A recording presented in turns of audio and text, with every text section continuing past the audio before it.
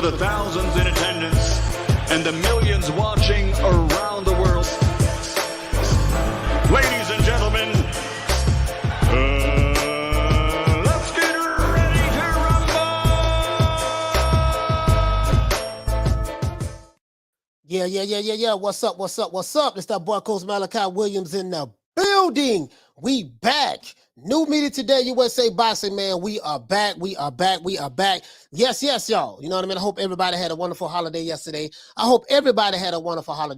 Man. I really do, man. Looking at everybody in the chat, you know what I mean? I really appreciate that. Let me go ahead and turn this camera a little bit this way, man. Yes, sir, man. Let's get it in, man.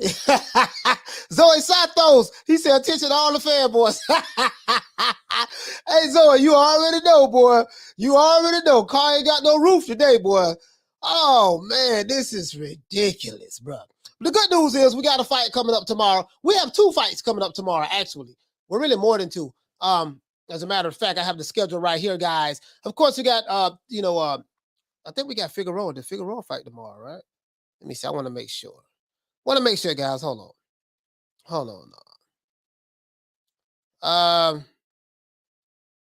Tomorrow, guys, we have.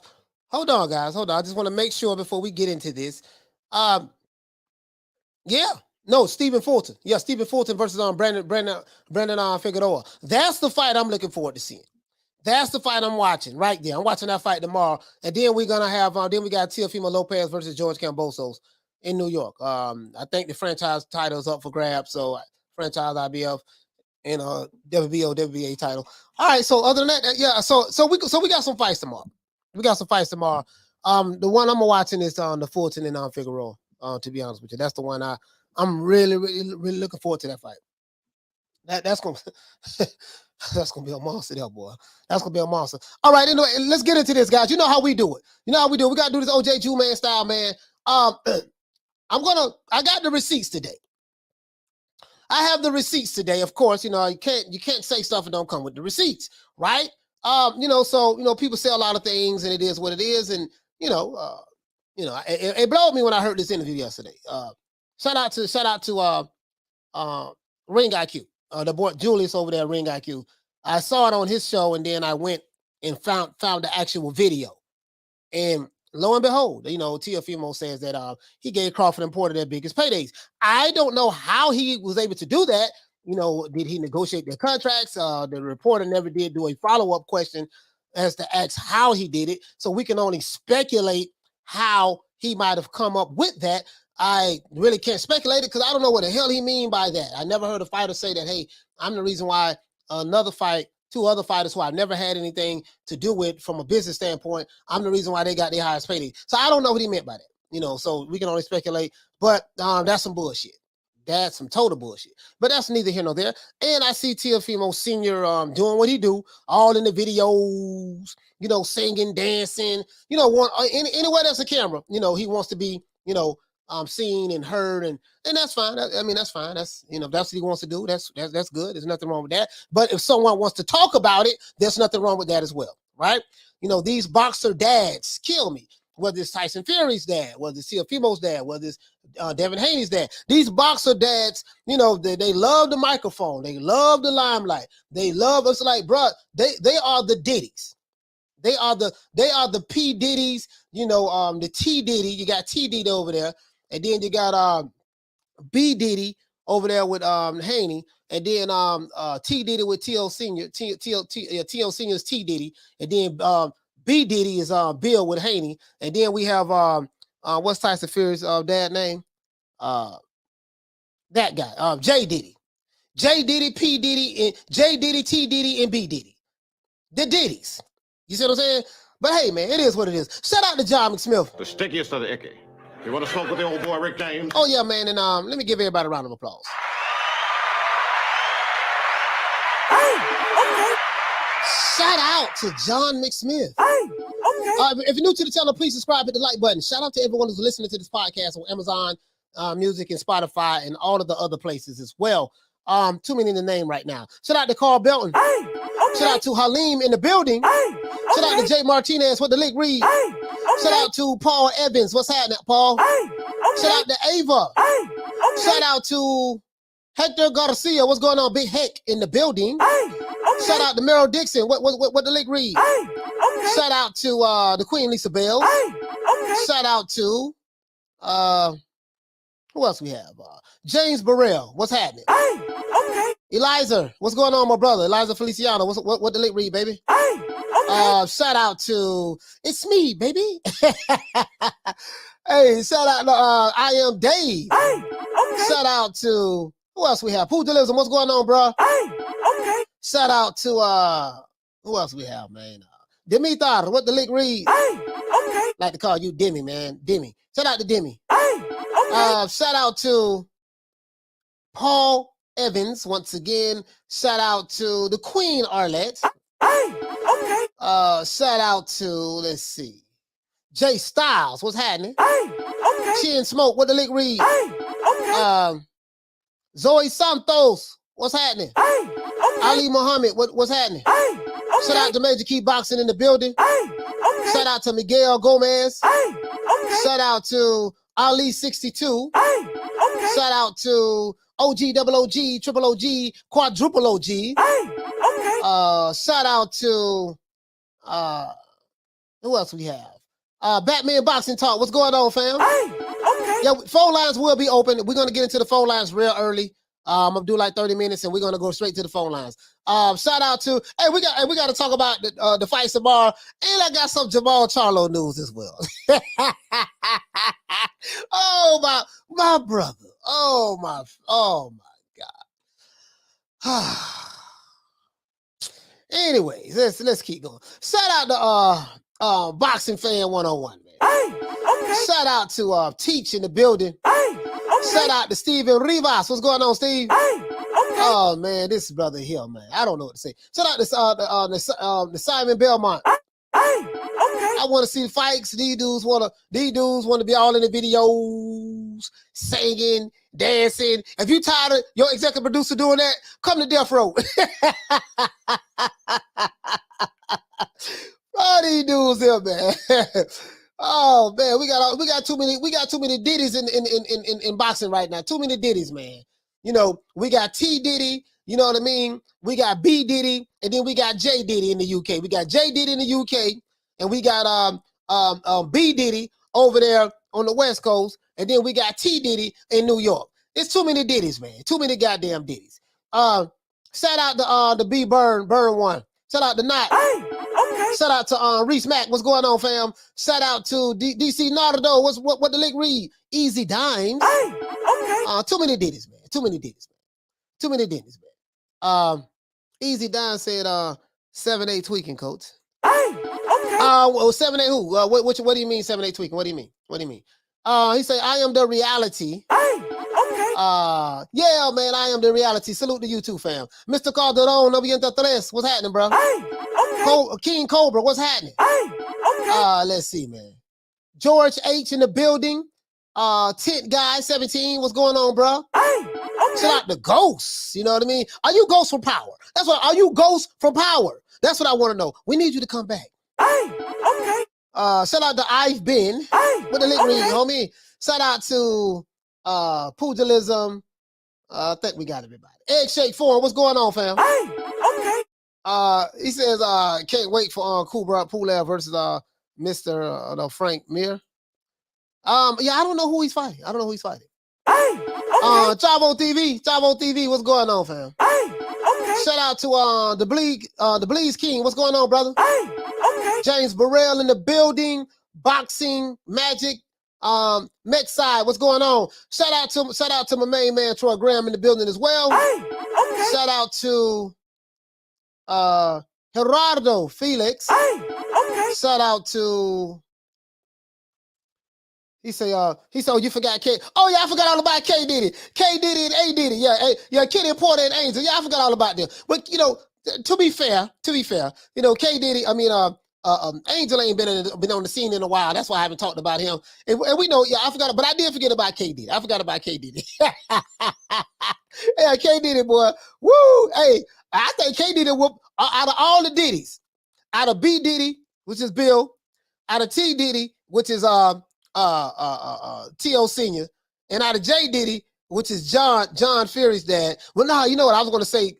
I think K Diddy will beat all of them, but nah, John Fury too big. Minus John. I like K Diddy over the other two Diddies. I like K Diddy over the other two. King Cobra in the building, and Neil Sinclair. And I think that's it. Let's get into this. Smile back if you're ugly. The Urge. Hey, okay. Memphis, Tennessee. What's going on, man? He said today my birthday. Hey, man, let's give Memphis, Tennessee, man, my brother, a round of applause. Today his birthday, man.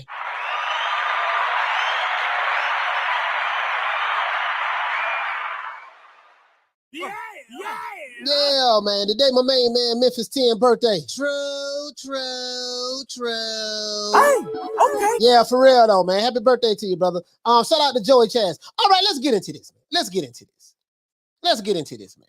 You know, I'm gonna make it quick so we can open up the phone lines. I'm gonna make it quick so I can open up the phone lines right now. Bro, I'm like, I don't know whether to be embarrassed or not. Now, the good news is we have a fight. Finalmente, Teofimo Lopez and George Kambosos, this fight will go down tomorrow in New York. Finally. Seemed like they're scheduled this fight back in 1979, and we are now just getting to the fight. I don't give a damn who win at this point. Let's just get this shit over with. It's been a nightmare. Let's get it over with, right? And I'm pretty sure it's been a nightmare for both men, both Teo and George, both on Teofimo and on Kambosos. Pretty sure it's been a nightmare for both of them, but finally it's over. Finally, it's over. Now, in a recent interview with Boxing Social, Teofimo Lopez says that he gave Terence Crawford and Shawn Porter their biggest payday.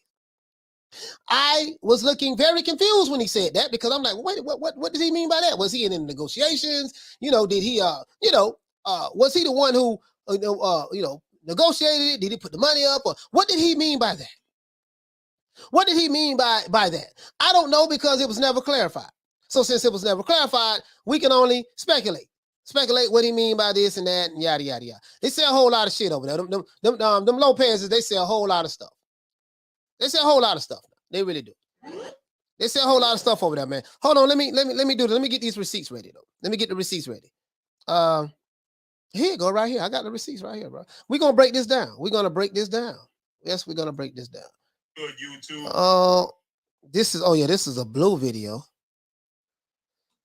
That's not the receipt though. Hold on, guys. I'm getting the receipts together. I'm getting the receipts together right now. Bear with the old boy for a minute. I have everything here. All right. So we got our good brother here, Teofimo. I'm pulling up all the receipts. You know, I don't like to twist nobody's words. I like to let you hear their words so you can see what they're saying. Oh, and I have some more notes right here as well. Guys. Let me see. Pulling up the notes.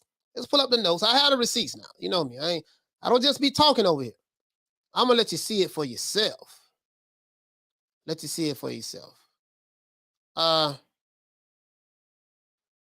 Okay, we're going to talk about Eddie Hearn, too. Going to talk about Eddie Hearn as well. Yeah, I had a receipt for you guys right here. Bear with the old boy. For a minute. I'm finna pull up this other receipt right here. Teofimo daddy. Teo Sr. Teo Sr. over there in New York acting like a damn fool. Act like he don't have no damn home training. He ain't got no home training over there, man. I don't know what to say. I really don't. Let's see. I have one more video. Bam, pull that one up. And let's see. Okay, yeah. You know what? I might not show that one. That ain't really no receipt. That's just Teofimo saying that he got injured. He's fighting an injury right now. In this fight, with George Kambosos. Okay. You know what? Wait a minute. I have one more, guys. Bear with me. I think I have one more receipt. Do I have another receipt? Yeah. I have let me see. Yeah, they trying to say Teo ducking Haney. They saying that now too, because Teo talking about moving up in weight, guys. Talking about that as well. But if the guy can't make the weight anymore, he can't make the weight anymore. I don't look at that as a duck, to be honest with you.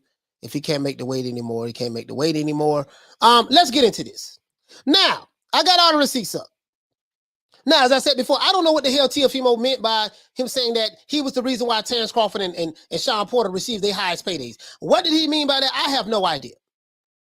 These guys are living in bizarro world, as far as I'm concerned. When it comes to the T.O.s and the Lopez's, and when it comes to those guys on some other shit. I don't know what they are smoking, but it has to be good.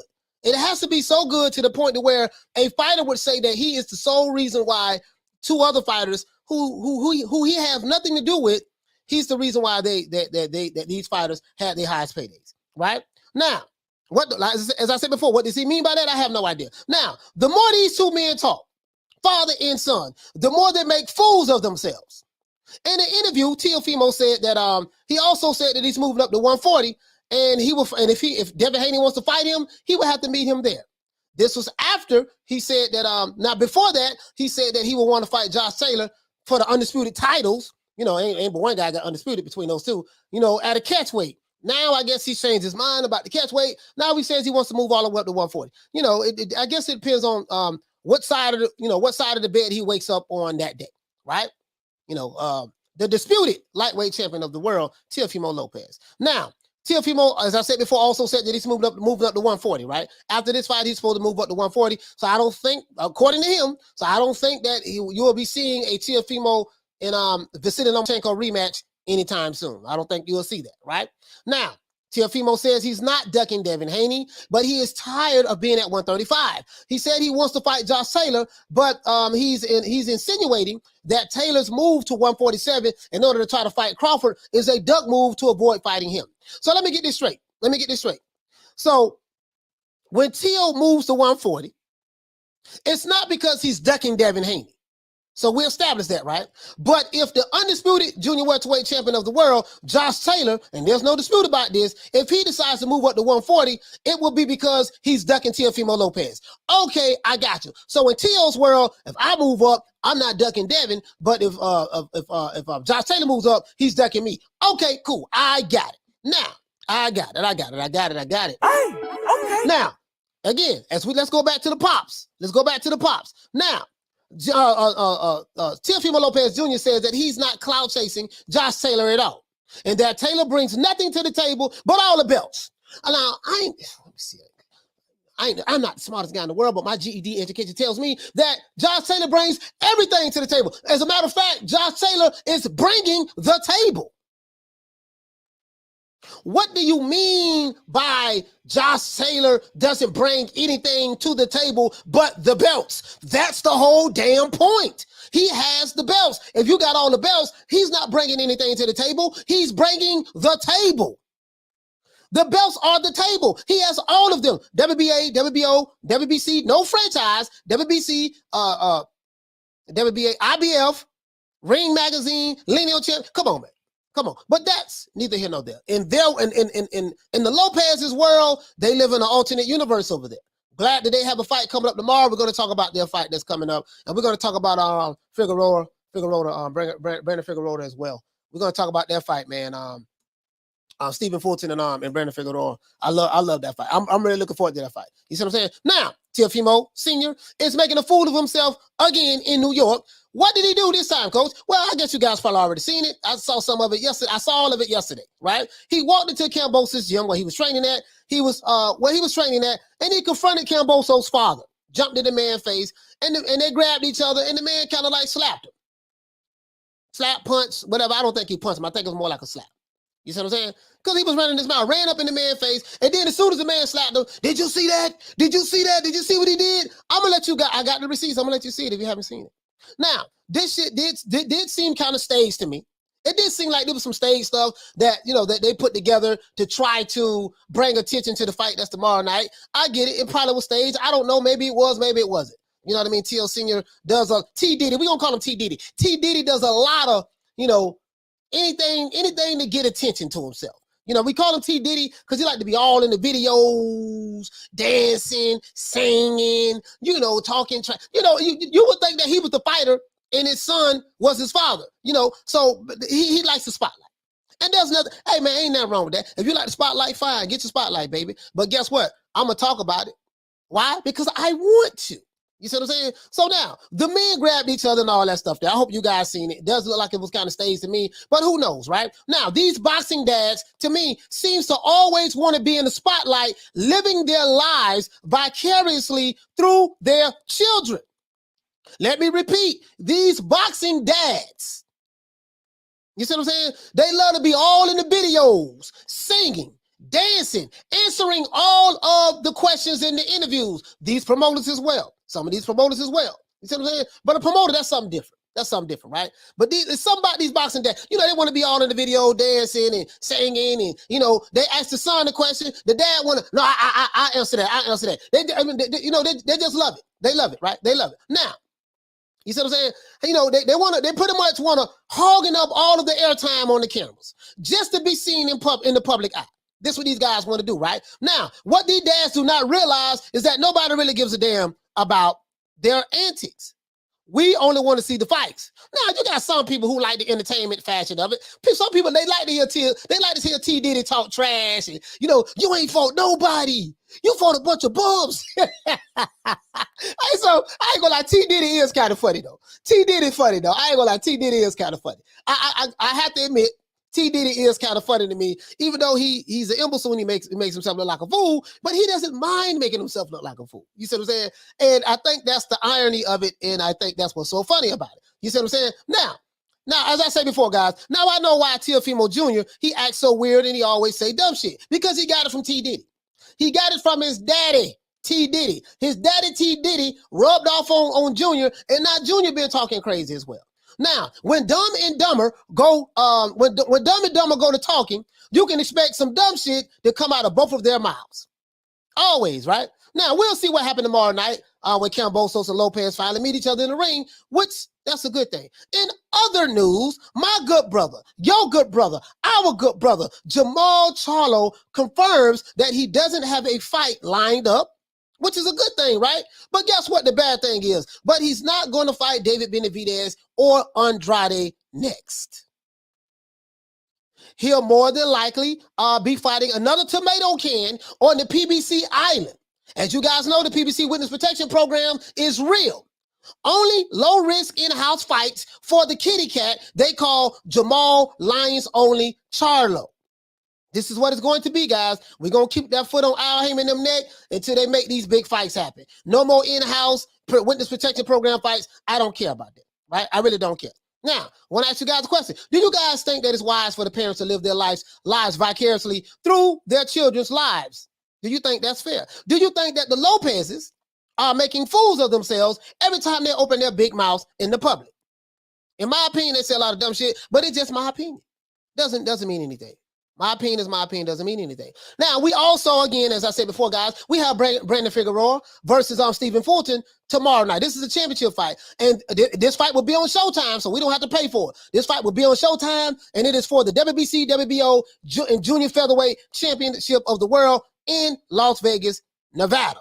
And I have a question. If Jermall Charlo, if you don't have a fight coming up, and you don't plan on fighting David Benavidez, why you don't want to unite the middleweight division? That's my question. Other than that, that's it, guys.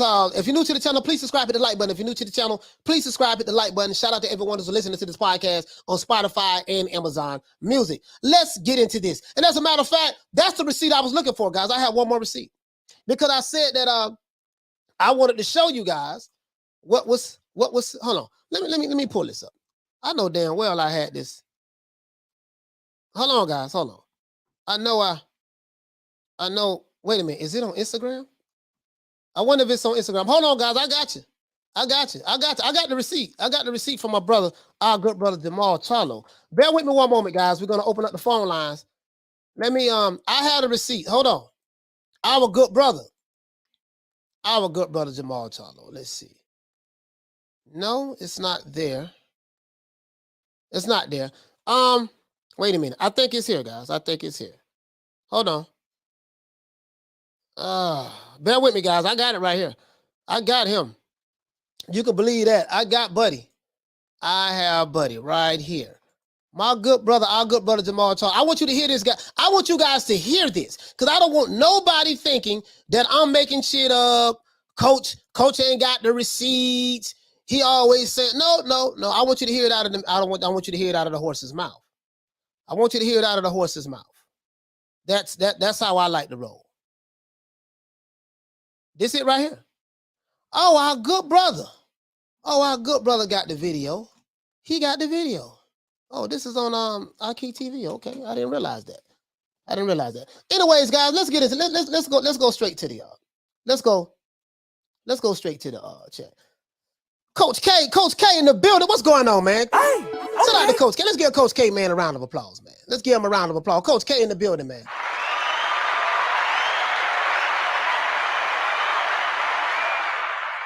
He said, what up, Coach? Hey, my witness protection program. Yeah, I call it the PBC witness protection program. That's what I call it, man. That's what I call it, man. He says, shout out to the Queen, Nick Rich. Hey, okay. She said, hi, everybody. What's up, Coach? What's going on, Queen? Here you go. Go says, Tio looking up, wondering if the coast is clear, and Taylor's moved to 147. He don't want to get hurt. I don't know. The brother said that. Let's see. The brother said that. What the brother say? He said heard slap Charlo already. No, well, you trying to say Jermall Charlo? You trying to say Jermall Charlo? The phone line's gonna be open up in a minute, guys. He says, anyone catch that triad comeback weigh-in boxers versus MMA? No, I didn't catch it. I didn't catch it, fam. I didn't catch that. John McSmith, he says, hold on. As a matter of fact, you know, I want to give a shout out. I do want to give a shout out to T. Diddy for inspiring the greats like Canelo Alvarez and the guys like that to want to be undisputed, because I can't even say it with a straight face. I'm gonna just let you guys hear it. We did it first, and we motivate even the greats. This is different. You understand? We have Jennifer Lopez, we got Maluma, we have J Balvin, we have. So when I called him up, I was like, "Yo, what do you think? What do you think, Eddie? If we bring the belts together?" And Eddie said, "That shit is a good idea." I think the only person that can beat Canelo right now is like maybe 4 years or 5 years from now, my son. You know, like Triple G and Canelo and all these guys, they're bums, bro. They're bums. But once Teofimo became undisputed, look how many champions we got that's undisputed now.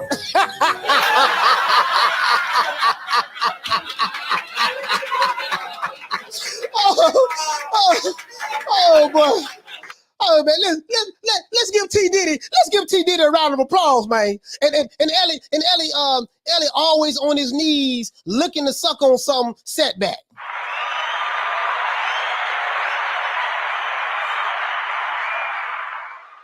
Shout out to Bacon and Eggs, man. Shout out to Bacon. You know, come on, man. You know, we did it first. You know what I mean? So basically what he said is, you know, he said this. Let me give this some proper context. He said this at the convention, not the convention, when Canelo Alvarez became undisputed, you know, undisputed in the 4-belt era, super middleweight champion of the world in the 4-belt era. He was saying that, you know, him and his son did it first, so they are the ones who inspired Canelo to do it. Boy, I can't make this up. Bro, this is crazy. This is crazy, bro. Like, come on, man. Oh, I'm just saying. I want to go talk to the people. We're going to see what the people going to say in a minute. We're going to see what the people going to say. Bro, Bruce Gold says, see is okay. No, what he on, right? We got J-Lo. They got J-Lo. Shout out to the Queen Carmen Serene. They got here the OJ Jew, man. Hey, Yeah, man. Yeah, you know, they got J-Lo. They got J-Lo. You see what I'm saying? He says, I want to see Tio's dad fight Fury's dad. Oh, no, that ain't, no, John Fury too big. He too big. Yeah. Ain't nobody beating him. He says, the boxer said, he said, Coach, he said, yo, Coach, stop making fun of Tio. I don't think so. You might want to go somewhere else on the boxing scientist. If this offends you, you might want to go somewhere else, sir, because I would not stop making fun of him at all. I would not stop making fun of anything that's related to that I see that I perceive to be some clown shit that they doing. All right. So if you don't like it, sir, maybe you can go comfort yourself in the find another channel where you can comfort yourself and feel good. But this is not the channel for you, my brother. All due respect. Let's see, man. Let's see. This is Rick James. Yeah, Rick James. Hold on. Here you go, Rick James. Cocaine is a hell of a drug. You know what I mean? Yeah, man. T Diddy over there doing his thing, bro. T did over there doing this thing. Yeah, man. I'm not here to coddle these niggas today, man. Cocaine's a hell of a drug. He say, coach, he said, now you got me wanting to see Lopez singing his Junior coming around. Hey, man, listen, man, it is what it is, man. Yeah, we ain't doing that. We're not doing that over here. Shout out to Merle Dixon. Hey, okay. For dropping that $2. Bam, super chat on your boy. Hey, Leroy. Super chat received. Playtime's over, boy. He say John Fury versus Coach Malachi. No, John is a little too big for me. I would lose that fight. Handily, he's too big for me. Shout out to the Ricky E. Hey, okay. For dropping that quarter of a bam dub on your boy. Hey, Leroy. Super chat received. Playtime's over, boy. He says, Teal Sr. versus Angel. Who wins, coach? You know what, man? I really don't know, man. Because I don't think neither one of them can probably fight. They probably just good coaches, but I don't think neither one of them can probably. I don't know, man. That's a pick'em fight. That's a pick'em fight right there. That's a pick'em fight. But now we have the T.O. fight going on with George Kambosos tomorrow night, right? I don't know. I've been hearing a lot of things about what's going on with T.O. I hear he's been struggling to make weight. You know, he's saying that he has, he might have an injury. I don't know what to make of that fight, who's going to win. I'm not, I'm going to be watching the other fight, but I don't know pretty much what to make of it. George Kambosos, I've seen like maybe 7 of his fights. I mean, he's a pretty good fighter. I do have Teofimo as the number 1 lightweight. He's the number 1 lightweight, period. You know what I mean? He beat Lomachenko. But I don't know how he's going to look. I don't know what the layoff's going to be like. It's just a whole lot of I don't knows. You see what I'm saying? So I don't know, bro. I don't know. Shout out to Mr. Calderon. Hey, okay. For dropping that $2. Bam, super chat on your boy. Hey, Leroy. Super chat received. Playtime's over, boy.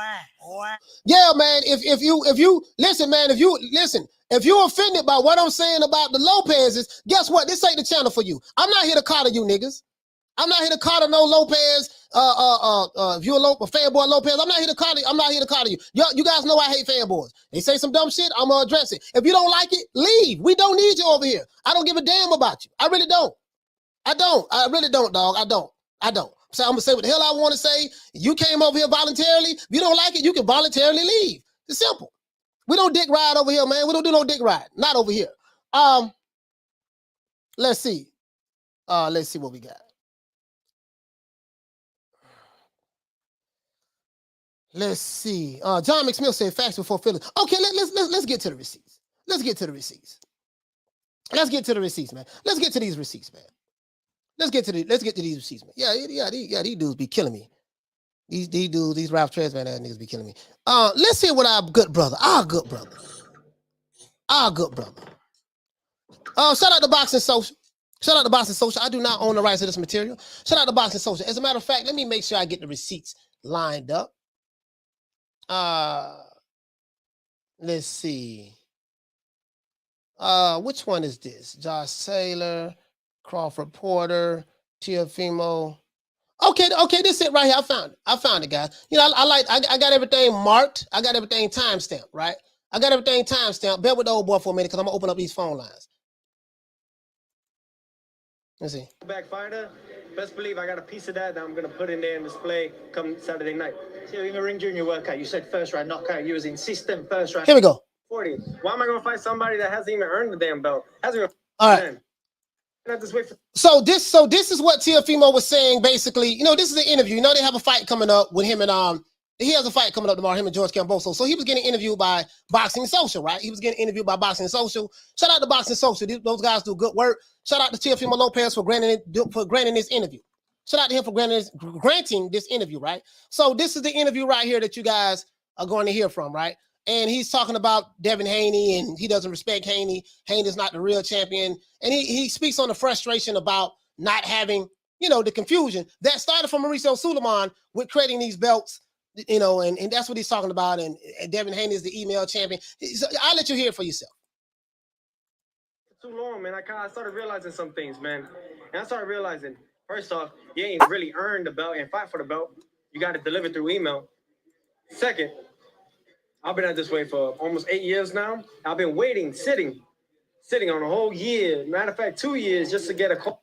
So basically, what he's saying here is, Devin Haney hasn't received the belt, hasn't fought for the belt, which he didn't fight for. That's not his fault. He tried to fight. He was the mandatory to fight Lomachenko. Lomachenko didn't want to fight him. He got elevated to the French fries belt. And once Lomachenko got elevated to the French fries belt, Devin Haney got elevated to the real champion. That's not his fault. That's not his fault. So it is what it is. Like, what is he supposed to do? You can't make nobody fight you in the ring. If the guy don't want to fight you, regardless of why he did it, the guy didn't want to fight him. The fight didn't happen, and it is what it is. So who knows? But let's keep going. From any of them guys, they haven't presented themselves. So I feel like nobody wants to come to me because I have all the belts. So maybe if I drop all the belts, let's see how confident they start getting then. Let me get that fight at 140. So he's saying that he wants to get the Devin Haney fight at 140. So he's confirming that he's moving up. And if he said he's been at this weight class for like 8 years already. So if he's been there for about 8 years and he's struggling to make weight, then I agree that Teofimo should move up. I do agree. Saying Devin up at 140, man. Yeah, come see me at 140. Why am I going to fight somebody that hasn't even earned the damn belt? Hasn't even fought for a world belt. You know what I'm saying? Don't even know what it feels like to earn it. You know what I'm saying? You got to deliver via. Egg Shake says Haney was never mandatory for Lomachenko. Why do people keep spreading this? There's a lot of information out there saying that he was the mandatory, right? But let's say Egg Shake, let's say that Haney was not the mandatory to fight Lomachenko. This is what we do know. We know that Lomachenko gave up his belt. We know that Lomachenko was elevated to the French fries champion. We know that Devin Haney was elevated to the WBC champion. That's what we know. Now, whether, I know you're saying that Devin Haney wasn't the mandatory, or whatever the reason may be, Lomachenko gave his belt up for a reason. Why he gave his belt up, I have no idea why he gave his belt up. He gave it up for a reason, though. That's all I'm saying. Email, bro. Like, I earn all these belts, man. For everybody that's supporting Devin Haney, you fake too, man. And I don't like y'all. Fuck y'all. I had somebody mention. So, he just saying that anybody supports Devin Haney. He said they are fake. He doesn't like them, F them. And I understand that. He's in his feelings with that. And I get it. I do get it. Now, he's going to talk about Josh Taylor. Let's see what he says about Josh Taylor, though. Let's see what he says about Josh Taylor. Let's hit the 5:15. Sorry, man. Hey, I'm in the zone today, man. And I'm in the zone this whole week, man. I don't have no feelings for anybody. I don't care how y'all feel. I don't care who's your favorite fighter. You're looking at your favorite fighter. You're looking at the best fighter. And I'm just going to show everybody. I'm 24. I just hit my Kobe year. What you think I'm about to do? What you think I'm about to do? I'm ball hugging this one. I ain't going to pass it to none of y'all. And that's what I'm looking forward to, man. This right here was earned. It wasn't given. Yeah, and I agree with him. He fought to get to what he has. But it seems like ever since he won the French fries belt, the WBC French fries belt, and the other belts, it seemed like Teofimo is a different person now. It just is, and it seemed like that. And whatever momentum that he's had going into beating Vasily Lomachenko, that momentum is kind of like have dead. It's died. You know what I mean? So we'll see what happens tomorrow with him and Cambosos. We'll see. Given that which has been mentioned, that you've spoke about yourself, is Josh Taylor up at 140. Now we saw Josh last week, and Josh. He's talking about Josh Taylor right here. Interesting man fight after his 4 games. Jack Catterall is moving up to 147. The Crawford fight is a 191. Do that. But I told you he was gonna do that, man. He's gonna move up to 147. He ain't gonna want to make that fight happen. I want to go to 140 so I can make my fight happen with him. Josh Taylor is a great fight for us. He don't really want to make the fight out with Crawford. I'd rather make the fight with him right here. He said to me that you're just using his name. So basically, he's saying that Josh Taylor's pump faking, saying that he doesn't really want to make the fight with Crawford at 147. I don't think Josh Taylor's pump faking at all. There's nothing about Josh Taylor that says pump fake. He's literally fought everybody in the division to become champion. But this is what intrigues me. He says something that Josh Taylor doesn't bring anything to the table but all of the belts. Dude, I'm not the smartest guy in the world, but by Josh Taylor bringing the belts, he is bringing the table. He's bringing the table. Like, I don't know what's wrong with these dudes, man. These dudes here, man, be on some. Cocaine's a hell of a drug. I don't know. For clout, just to kind of boost your For clout, yo. Matter of fact, man, switch the tables right here, right now, bro. I've never been the type to go off anybody's name for clout. If I call you out, it's because I want you. That's it. I ain't calling you out because I need clout. What you bring for me, other than all the belts? Nothing else. Thank you. I ain't over here trying to get clout from you, boy. Like, at all. I had a bro. So did you hold on? Payday. On God, I'll be your biggest payday. I gave Crawford and Porter their biggest payday. So remember that. Check yourself before you wreck yourself. Hold up. Let's hear this again. Let's hear this one more again. I ain't the smartest guy in the world. So he said that. Whoa, wait a minute. Let's hear this again. That's fighter. And I'm just going to show everybody. I'm 24. I just hit my Kobe year. What you think I'm about to do? What you think I'm about to do? I'm ball hugging this one. I ain't going to pass it to none of y'all. And that's what I'm looking forward to, man. This right here was earned. It wasn't given.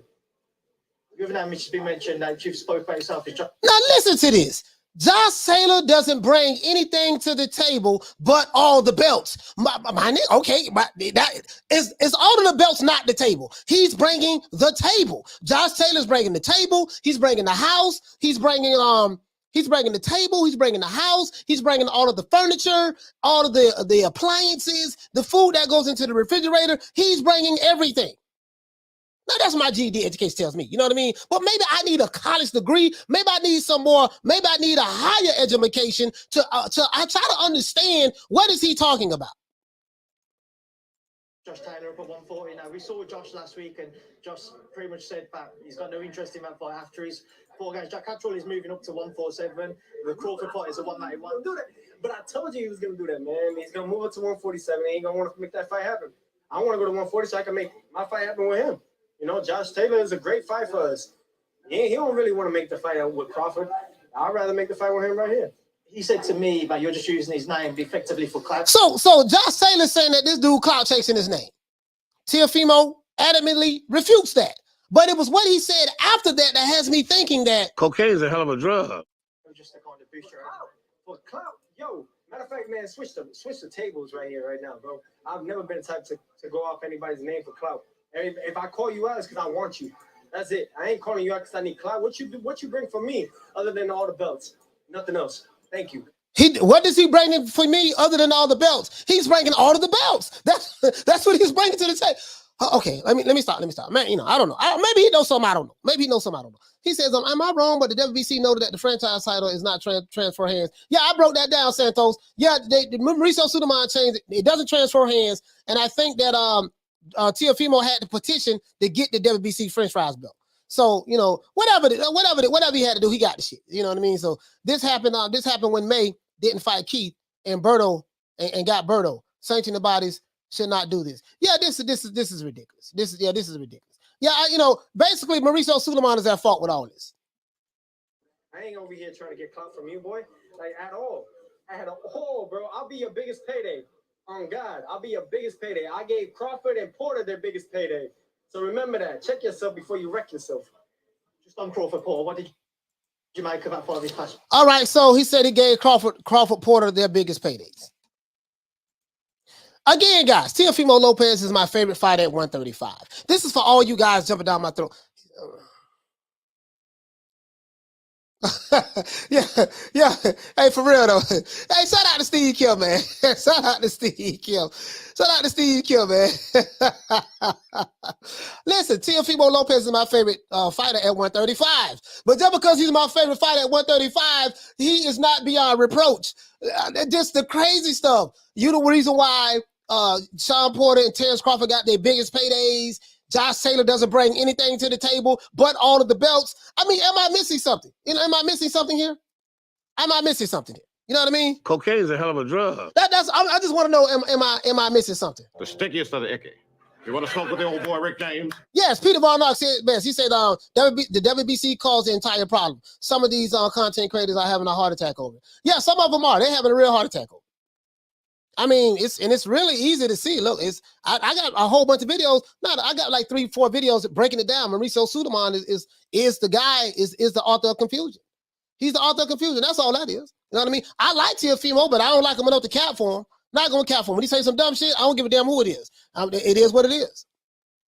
That's like when Crawford said some dumb shit about Canelo don't fight black fighters. Canelo is fighting his 9th black fighter. He's fighting his 9th black fighters. You have some black fighters. Canelo has fought more black fighters than some of the black fighters that are on with certain promotional companies. So, that's some bullshit too. I'm not going to count for no fighter. I'm not going to do it. I can't do it. Not going to do it. Not gonna do it. Can't do it. But anyways, I disagree with Teofimo on that. I think that's some clown shit right there. I really do. You know, because it takes away from. It takes a. Oh, wait a minute. Oh, let's talk about. Oh, wait a minute. It's one more. There's one more in this video. Damn, I'm glad I looked at this. The 7-minute mark. The 7-minute mark. He clarified something. Let's go, guys. Let's go. The 7-minute mark. Let's do this. Latinos, like that was the movement. Let's go ahead. In advance, and I spoke with his coach, Eddie Reynoso. So right here, he clarifies that when he showed up on stage with Canelo Alvarez and he showed his French fries belt and the other belts, he was shown, you know, he said he talked to Eddie Reynoso. Eddie Reynoso gave him permission. Some people say that he got permission from Eddie Hearn. Teofimo didn't say that. He said that he got permission from, you know, because I made a video saying he was cloud chasing Canelo. And I still feel that way. Nothing has changed. Nothing has changed. But he's clarifying it. But it's what he said after this shit that got me. We have a great relationship, and I think and when we talked to them, man, they said it was a great idea to push to push Latin America, to push the Mexicans, to all the Latinos. Like that was the movement. It was. All right. So if you're new to the channel, please subscribe, hit the like button. If you're new to the channel, please subscribe, hit the like button. Also, shout out to everyone who's listening to this podcast on Amazon Music as well as Spotify. He talks about this whole thing was about to push the Latins, the Latinos. This is the whole Latino movement. This is what he's saying. It wasn't about anybody trying to get clout, anybody trying to grab anything. It was about showing 2 Hispanics becoming undisputed world champions in boxing, in history, in the 4 belt.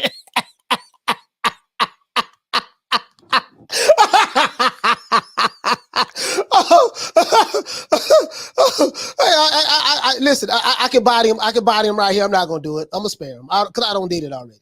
To push the Mexicans to all the Latinos, like that was the movement. It wasn't about anybody trying to get clout, anybody trying to grab anything. It was about showing 2 Hispanics becoming undisputed world champions in boxing, in history, in the 4 belt era that people have yet to see. It's a good inspiration. I mean, we have the blacks, we have the whites, now we have the Latinos. We did it first. We did it first, and we motivate even the greats. This is different. You understand? We have Jermall Lopez, we got Maluma, we have J Balvin, we have. When I called him up, I was like, "Yo, what do you think? What do you think, Eddie? If we bring the belts together?" And Eddie said, "That shit is a good idea." I think the only person that can beat Canelo right now is like maybe 4 years or 5 years from now, my son. You know, like Triple G and Canelo and all these guys, they're bums, bro. They're bums. But once Teofimo became undisputed, look how many champions we got that's undisputed now.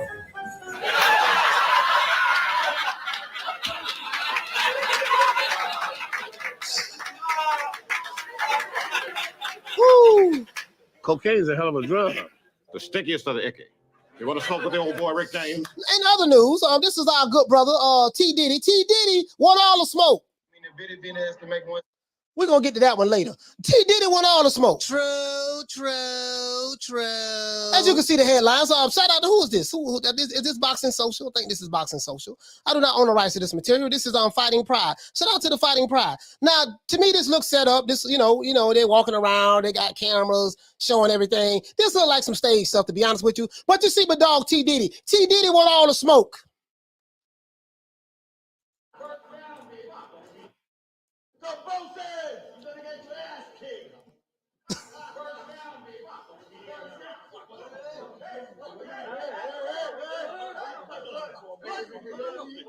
You saw that shit, right? You saw that shit, bro.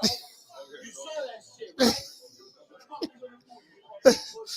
Oh, this is T. Diddy. T. Diddy, man. T. Diddy want all the smoke, man. This some stage shit. This was. I ain't gonna lie, dog. This some stage shit. You know, he had no. I think he had no slap T. Diddy. This some stage shit though. This some reality, unreality TV shit going on right here.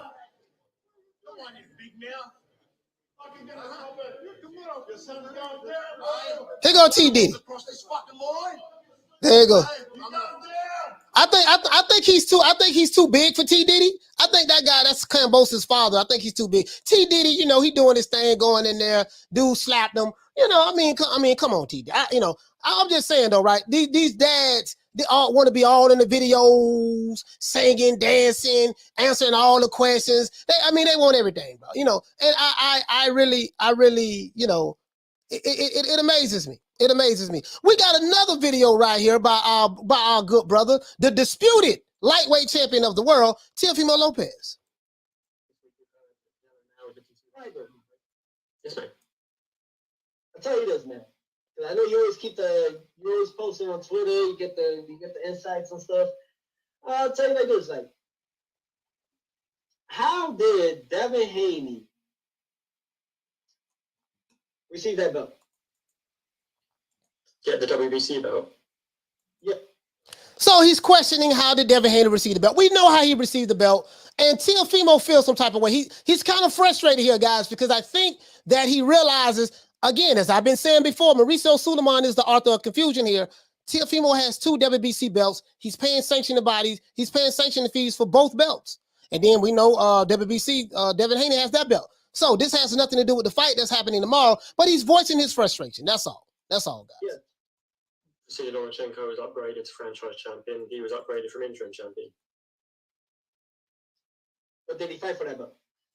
No, he was upgraded. He fought for the interim belt against Zara Belayev. So is that considered a guaranteed actual championship belt? Yes. You have it. Yes. So I can answer that question for you, Teofimo Lopez. He's saying that because Devin Haney did not fight for the belt, he was elevated to champion. Does that mean does that count as a champion? By Teofimo being a professional boxer, he should know the answer to this. The answer is yes. Yes, you have countless times throughout history where fighters have refused, whatever happens, strip, did the Tusserole butterfly to fight their number 1 guy, and all of a sudden, lo and behold, they gave the belt up, they got stripped of it, and the belt, and the next guy in line was automatically elevated. The first one comes to mind is Riddick Bowe. Riddick Bowe and Lennox Lewis. Remember, Riddick Bowe threw his belt in the garbage can. Lennox Lewis became the champion out of the garbage can, literally. Jermall Charlo, another guy. He became champion because the franchise belt was created for Canelo Alvarez. Canelo received the franchise belt. He got elevated to it. And Jermall Charlo, who was the WBC interim champion, he got elevated to the champion. So that answers the question. But let's go. They fought for it in the ring. You know they did this to me, Michael? They did this to me back in the U.S. Olympic trials of 2015. In 2015, I won the U.S. Olympic trials for USA in the Olympics, for 2016 Rio de Janeiro Olympic Games. Mm-hmm. So basically, he just talks about how he got robbed, shafted in the Olympic Games. So my point is this: he's voicing his frustration as it relates to he's upset that he is the disputed lightweight champion of the world. That's what he's upset about. He's disputed. He's not on the list of the 4 belt champions. No boxing historians, no networks, not even the WBC has that even on their website. And he's voicing his frustration in this video. And I feel for the kid. I feel for the kid on that. But guess what, dog? It is what it is. It is what it is. He said Haney beat Lopez, but Haney going 12 rounds with a senior citizen and holds the last 3 rounds. I mean, we won't know until they fight each other. You know, Jay Triller, that's my whole thing, right? We can always talk about who will beat who. He say point you need to slap dad, tell dad. Listen, we can always talk about who will beat who. The only way we're gonna know, guys, they gotta fight each other. You know me, you know my motto. The only way we're gonna know who beat who, they're gonna have to fight each other, right? So Teofimo Lopez, he got a fight coming up with George Kambosos. May the best man win. I don't know what's gonna happen. I'm not leaning neither way, to be honest with you. You know, Teofimo is my favorite fight at 135. Well, Tank Davis is there now. But that's a whole nother story there with Tank. With Tank and his handlers. I'll say that. With Tank and his handlers. That's a whole nother story right there, man. Because we ain't gonna see nothing coming from that end. Shout out to Lemus. Hey, okay. Lesmus for dropping that quarter of a bam dub on your boy. Hey, Leroy. Super chat received. Playtime's over, boy. He said Teofimo can use the franchise belt to become the mandatory if he moves up to 140. I doubt Taylor gets Crawford next. And they both with top rank. Yeah. Absolutely. You know what I mean? But you know, it depends. Now it reminds me something of what Leonard Ellaby said, right? He said he would love to make the Tank Davis and Teofimo Lopez fight. He said, but the Lopez's are very unrealistic. You know, they want more money than what they're worth. He was saying that they you know, they're on another planet and they think that they're on this upper echelon when it comes to money when they're simply not. And from what their public record pay is, they're not. You know what I mean? So, Leonard might have a point there. You know, he might have a point there. He might have a point there. You know, so I mean, who knows, man? Who knows, bro? Who knows? But I will say this. I don't get what he meant by he gave Crawford and Porter their biggest payday. I don't understand that. That was some crazy shit right there. So I gotta call that out.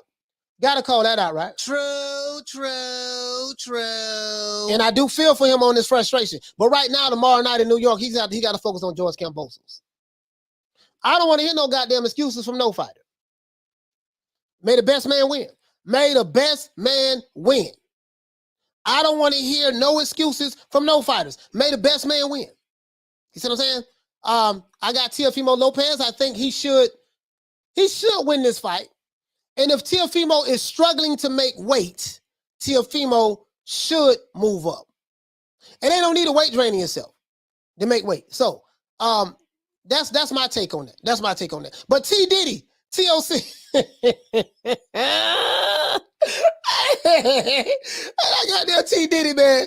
T Diddy. But you know what though? I now I'm starting to think there's a method to their madness. Who knows? But anyways, let's talk about my good brother. My good brother Jermall Charlo. As you guys know, man, I want to see Jermall Charlo step up and fight the other champions. As you know, we have 4 champions in the middleweight division.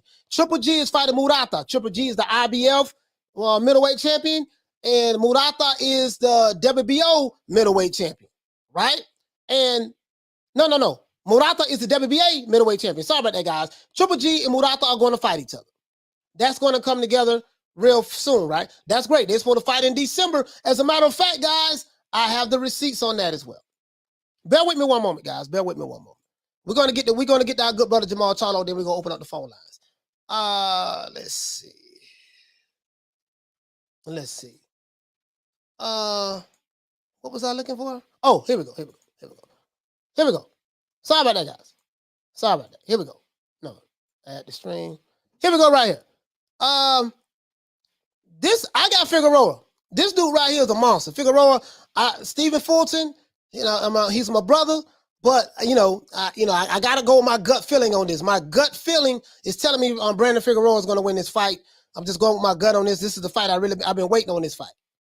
This is a good fight. Al Heyman PBC, this is a damn good fight. We got the Kambosos fight. I don't know what time they start over there. May try to flip back and forth. I don't have the zone anymore. Right? Let's see. Triple G is fighting. We got Conor Ben and Chris Algieri. I'm looking forward to that fight. Oh, you know, wait a minute. It's not showing the Triple G, Botsy. We got some more good fights, dog. Here you go right here, guys. December the 29th. Gennady Golovkin versus Murata. So Triple G, if he can win this fight, this is going to be these guys going to be unified champions. Whoever win this fight. Shout out to on the No Bad Vibes. Hey, okay. For dropping that quarter of a bam dub on your boy. Hey, Leroy. Super chat received. Playtime's over, boy. He said, I respect your videos. I subbed last week. Looking forward to more exposing these biased channels. By the way, big dog, are you going to be watching Teo fight tomorrow night? No, I'm going to be watching the Figueroa fight. I'm going to be watching that fight, and I'll probably try to flip back and forth. You know what I mean? I'm going to be honest with you, dog. I expect Teo to watch that dude, to be honest with you. I could be wrong, though. I could be wrong, boy, because, boy, we do, you know, I'm hearing some, you know, I could be wrong, but I expect Teo to watch that dude, man, to be honest with you. Shout out to Bev for dropping that quarter of a bam dub on your boy. Hey, Leroy. Super chat received. Playtime's over, boy. Yeah, I expect Teo to watch him. You know, of course I'm gonna pick Teo. I mean, Teo's my favorite fighter at 135, so I'm gonna pick him. You know what I mean? You know, it could be biased or whatever, but I don't know. But I'm just hearing some crazy things that's going on But we got some good fights coming up. So hold on, guys. Let's do this. Now, my good brother Jermall Charlo. Now, my brother does look a little inebriated. He looks like he was a little bit on the, he had a drink or two. He had his red cup in his hand. I will say this, and I'm gonna let you guys. Now, this is from our. Listen. So for all you Canelo Alvarez fans, I know that Aki TV is your favorite YouTube channel. For all you Teofimo Lopez fans, and I'm a fan of Teofimo. It's true, he's my favorite at 135. I know that you guys love Aki TV, but forget the information, forget the channel. Let's just listen to what Jermall Charlo is talking about. And I want to see, can we get to the bottom of this? Because this is the kind of shit that I'm talking about. When I say the PBC Witness Protection Program, I be dead serious when I be saying this shit, dog. Like, this doesn't make any sense. Let's go. Let's see our good brother. This is Jermall Charlo. This is Jermall Charlo with the red hat on. So Jermall Charlo was at Jermall Charlo's house. I'm the unified champ of the world. I don't give a. I slapped the bills off your. You got all these people writing here about business and shit. What the people? The volume is not that good, so I'm gonna go ahead and tell you what he said. So Jermall Charlo said, "I am the unified junior middleweight champion of the world." Facts. Jermall Charlo is my favorite fighter. It's one of my favorite fighters. Facts. Jermall Charlo is a unified junior middleweight champion of the world. This is true, right? Jermall Charlo is saying he don't care about all of that. So this is just some, this talk. But I was interested in, who are you going to fight next? That's all I care about. Jermall Charlo, you say you are Lions only, right? You're Lions only. You're Lions only. You say that, you this, you that. Okay, when you see, this is how I am, guys. When you, as a fan or a fanboy, when you tell me that your fighter is Godzilla, King Kong, Mothra, Gamma, Vegeta, Goku, Piccolo, Optimus Prime, Megatron, I immediately go to thinking, okay, if this fighter is that good, if he's that good, then I need to see King Kong fight another King Kong. I need to see Godzilla fight another Godzilla. That's where my mind goes at. When you go to putting up barriers, well, you know what? He ain't got, see, my fight ain't got no business doing fighting this dude. That dude gonna have to fight all these other guys over here first. He's on the wrong, when you gonna say you're on the wrong side of the screen, and and you got the, I got to call Al, and I got the, you got to do the hula hoop first, and then you got to shoot dice, and then when you're gonna put up all these barriers after you told me this guy's who you say he is, I can't go for that. I can't go for that. But anyways, we're gonna open up the phone lines in a minute, guys. Let's see our good brother Jermall Charlo. You better gonna say this shit.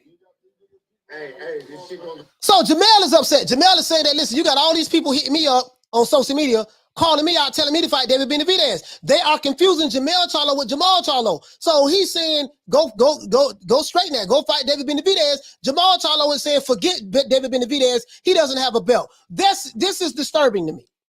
Now, Jermall Charlo is right. What does he have to gain by fighting David Benavidez moving up? He doesn't have anything to gain from a belt standpoint. That is true, because David Benavidez lost his belt twice, right? But this, just keep listening. Just keep listening.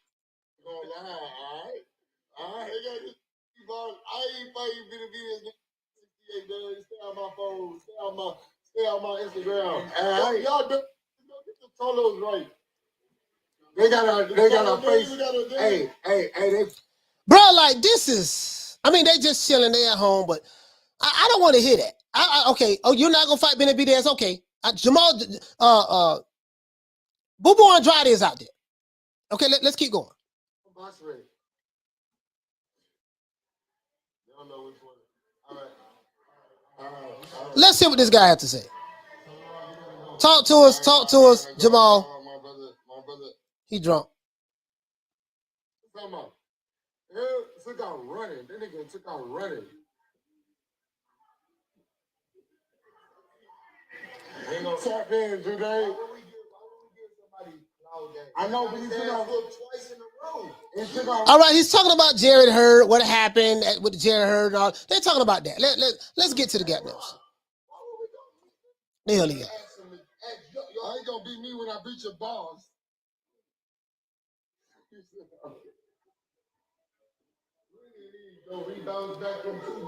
Let's see what this guy got to say, guys. This pissed me off. Hey, dog. Hey, dog. I gotta go. My brother kicking me off live. All right, let's go, man. All right, here you go. So he's inebriated. He's a little tipsy. They ain't got no fights lined up. We So he said we don't have any fights lined up. Why you don't have any fights lined up? This is what pisses me off. He doesn't have any fights lined up. Boo Boo Andrade just fought. Triple G is fighting Murata on the 29th. We don't have any fights lined up. Okay, why you ain't trying to unify the division? Why you ain't trying to unify the division? This is what I'm talking about. Like these Jermall Charlo fans, you guys kill me. You tell me that this guy, he's King Kong, he's Godzilla, he's this, he's that. Okay, that's fine. But you got Triple G, he damn near 40 years old. He's uniting the division again. Because I think Triple G is the former unified middleweight champion, right? Why you ain't trying to make that fight? Like, okay, I don't care if you don't like Boo Boo Andrade. I don't care if you think his style is boring and don't nobody want to see him fight. He has a belt. He's undefeated. He's a champion. If I have a belt, I'm undefeated. I'm a champion. My goal as a boxer is to, one, make sure that I'm healthy, protect myself inside the ring and outside of the ring. Two, make sure that I make as much money as I possibly can. I can maximize maximizing my talents. And three, I want to unify the division. I want to fight the other champions out there, similar to what Marvin Hagler did, similar to what Sugar Ray Robinson did, similar to what Muhammad Ali did, Mike Tyson did, Lennox Lewis did, Evander Holyfield did, Salvador Sanchez did, Julio Cesar Chavez did, just similar to what the real fighters have done in the past. You don't have any fights lined up. Let's go. Haters gonna hate. Off camera. Hey, they want to see me fight Canelo. They want to see me fight Canelo. Man, you said people want to see. Don't nobody want to see you fight Canelo no more, dog. Dog, you ain't moving up to 168. If you're gonna move up to 168, Canelo's went to the cruiserweight. Y'all stop talking about Canelo. Canelo told y'all he does what he wants to do. Ain't shit I can do about it. You can do about it. Nobody can do about it. He can do whatever he want to do. He's doing it. We want to see you fight the next champion in your division. That's what I want to see you fight. Dog, why Canelo want to fight me? Look, my jeans look dirty. All right, because I'll be litty. I'm thugging. Oh, this. He be litty. He thugging. This is he's chilling at home with his family. I didn't get nothing out of this. Damn, man. Look at my socks, bro. Damn, I'm kicking it with my man. Oh no, let me say that shit on. Showing his ice. I got a 200,000 on my He's showing his ice. See this? Remember, I told you guys. See, these guys are more over there, the PBC Witness Protection Program. They be showing their eyes. I'm grilling. I got diamonds. I'm blinging. This is the problem. You got a guy by the name of Saul Canelo Alvarez. He rich as fuck. The man has a net worth of over $140 million, and he fights like he's broke. Say what you want to say about him. I don't care nothing about any of that shit. I'm just saying he fights like he's broke, right? He fights like he's broke. And the dudes who actually got a real small net worth, they act like they got more money than Canelo. So I don't know. I don't get it, but. Oh, my bad, bro. I think this is it, man. Yeah, that's it. They ain't talking about nothing, bro. It ain't talking about nothing. So the only thing that got me with this video was, what I learned was we don't have any fights lined up. He said in the video, we do not have any upcoming fights lined up right now. My question is, if you don't have any upcoming fights lined up, who do you plan on fighting next? You're not going to move up to fight David Benavidez, right? You're not going to move up to fight David Benavidez. If Benavidez can make 160, we can do it. If we can kind of catch weight in between 160 and 168. Benavidez is a 168 pounder that hasn't made the weight. He has no title. He has nothing to offer me. So that's why people keep mentioning Canelo and Golovkin, the higher stakes. I will fight Benavidez. All right, he's no problem to me. They talk alive, strong. I'm here, I'm that. But it's different when you get in there. You have to figure something out. Man, don't listen to it. Hey, fans, y'all keep the lock. We got bigger things in store. If you're new to the channel, please subscribe. Hit the like button. If you're new to the channel, please subscribe. Hit the like button. Shout out to everyone who's listening to this on Facebook, Facebook, Twitter, Spotify, and Amazon Music. This is what I'm talking about. You guys know me. I have a stickler for wanting to see the best fights fight the best. I want to see Crawford and Spence fight. I want to see Charlo fight Triple G or Andrade. We got Brian Castano and Jermall Charlo. I'm hearing that fight is supposed to go down in February of next year. That's what I'm hearing. Hopefully we get that. Jermall Charlo is the truth. He wants the smoke, right? We got Teofimo fighting tomorrow. We got Brandon Figueroa fighting tomorrow. So we got some good fights going down. I don't want to hear as a boxing fan that you have an open schedule and you don't have nobody that you're gonna be fighting. And you don't, and the crazy part about it is you're sitting right next to your brother who is a unified junior middleweight champion. How come you are a twin? You have a unified junior middleweight champion sitting right next to you. He's fought to become undisputed one time this year. He's planning on fighting again next year to become undisputed. And you have no desires to unify the division, fight any other champions. Your only desire is I'm waiting on Canelo to fight me so I can get the bag. That's it. Everybody want to hit the Canelo Alvarez sweepstakes. Guess what? The bag has left the building. He came to the PBC, got $40 million guaranteed from Al, stuck up the bank, and left. That's what Canelo did. So this Canelo shit, like, dude, like, I get it. He's a cash cow. He's the face of boxing. But at some point in time, you're going to have to say, you know what, man, let me make myself a little bit more presentable and let me fight these other dudes. I'm tired of hearing this shit about don't nobody like Boo Boy Andrade. He can't fight. We call him doo-doo. He ain't got no skills. Well, if he ain't got no skills, why ain't nobody breaking their neck to go fight his no skills ass? Why ain't nobody breaking their neck to go take his belt from him? You can't have it both ways. You can't have it both ways, man. You cannot have it both ways. Oh, the phone lines are going to be open, guys. We got 2 minutes. 2 minutes of call. That's it. We got 2 minutes of call. That's coming in. The phone lines will be open. Let me go ahead and put the number on the screen, guys. Shout out to everybody in the chat, man. I have not been able to look at the chat. Shout out to everybody. That's all I care about. That's all I care about. The champions fighting each other. If you ain't fighting each other, that's all I give a damn about. If you ain't fighting each other, dog, I want to hear that shit. You got a schedule that's open, and you ain't talking about fighting none of the other champions. Listen, Andrade don't have a fight. He just fought. You ain't got to fight. I should be. Hey, man, let me call Al. I need to call Al. Let Al know, man. I need to let Al know this here. I'm sorry? 160 is my weight division. I want to unify. I want to get Golovkin in the ring. I want to bring him to Houston. You know what I'm saying? I want to get Canelo out here to Houston. If they really to come down to 160, this is my weight division.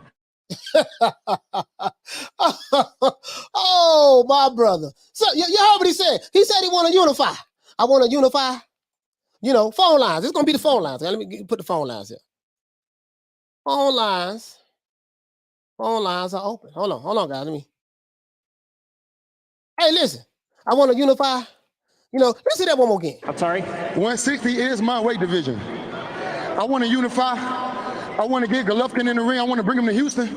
You know what I'm saying? I want to get Canelo out here to Houston. If they really to come down to 160, this is my weight division. Yeah, now you heard that, right? See, we got all kind of receipts out there on these boys. When they go to saying all kind of shit, it's like, wait a minute, baby boy. Wait a minute now. Wait a minute. You said that you wanted to unify. You wanted to do A, B, C, and D. Guess what? Now, when it's time to do A, B, C, and D, y'all go to moving funny. Sorry about that, guys. Y'all go to moving funny. Y'all, you know, that PBC Witness Protection Program for real, dog. Like, when I came up with that phrase, the PBC Witness Protection Program, I was dead ass serious, bro. Hold on, guys. Let me make sure I got the right number. I think it's 494. Bear with the old boy for a moment. Let me see. See if we got the right number here. Bro, that PBC Witness Protection Program for real, bro. It's serious. It's serious. Hold on, guys. I'm finna open up the phone lines in a minute for you guys. I don't know more. Oh, here you go, 530. Okay, here you go.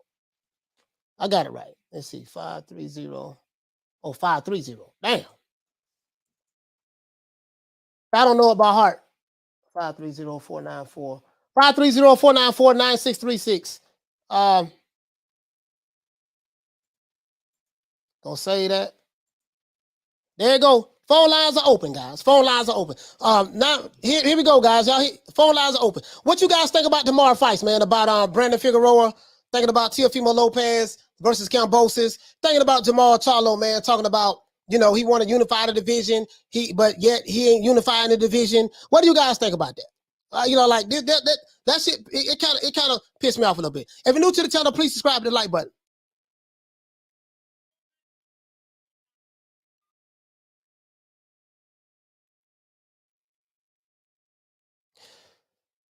Caller, what's your name? Where you calling from?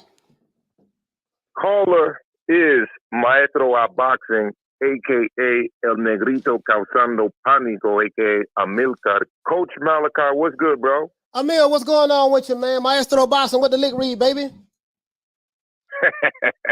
Yo, you know I love the topic, man, because we've been singing the same tune on this one, honestly. And I'll be honest, it's because despite what people say, I keep the same energy.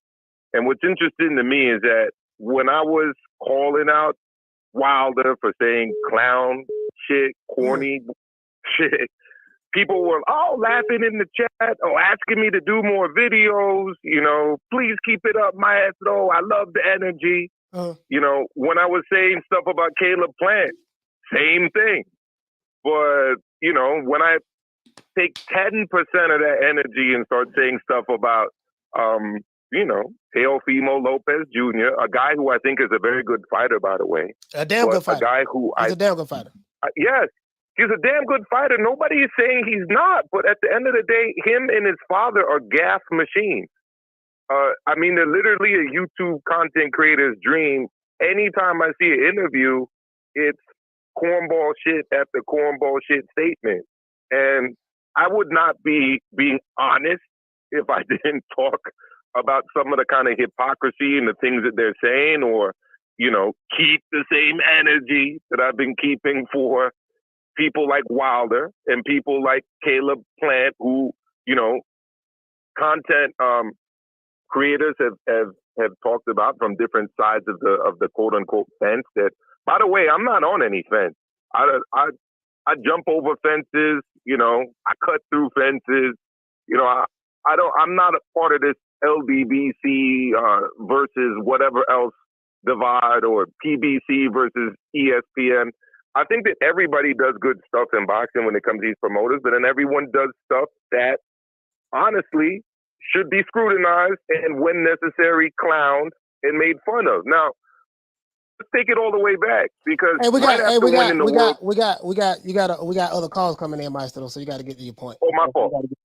My fault. There's only two things I wanted to say that you didn't touch upon, Coach. The first was the $10 million minimum moving forward, right? The second was only fighting on pay-per-view moving forward. And I think everything else you've already talked about. So, you told me, I'll say it right back.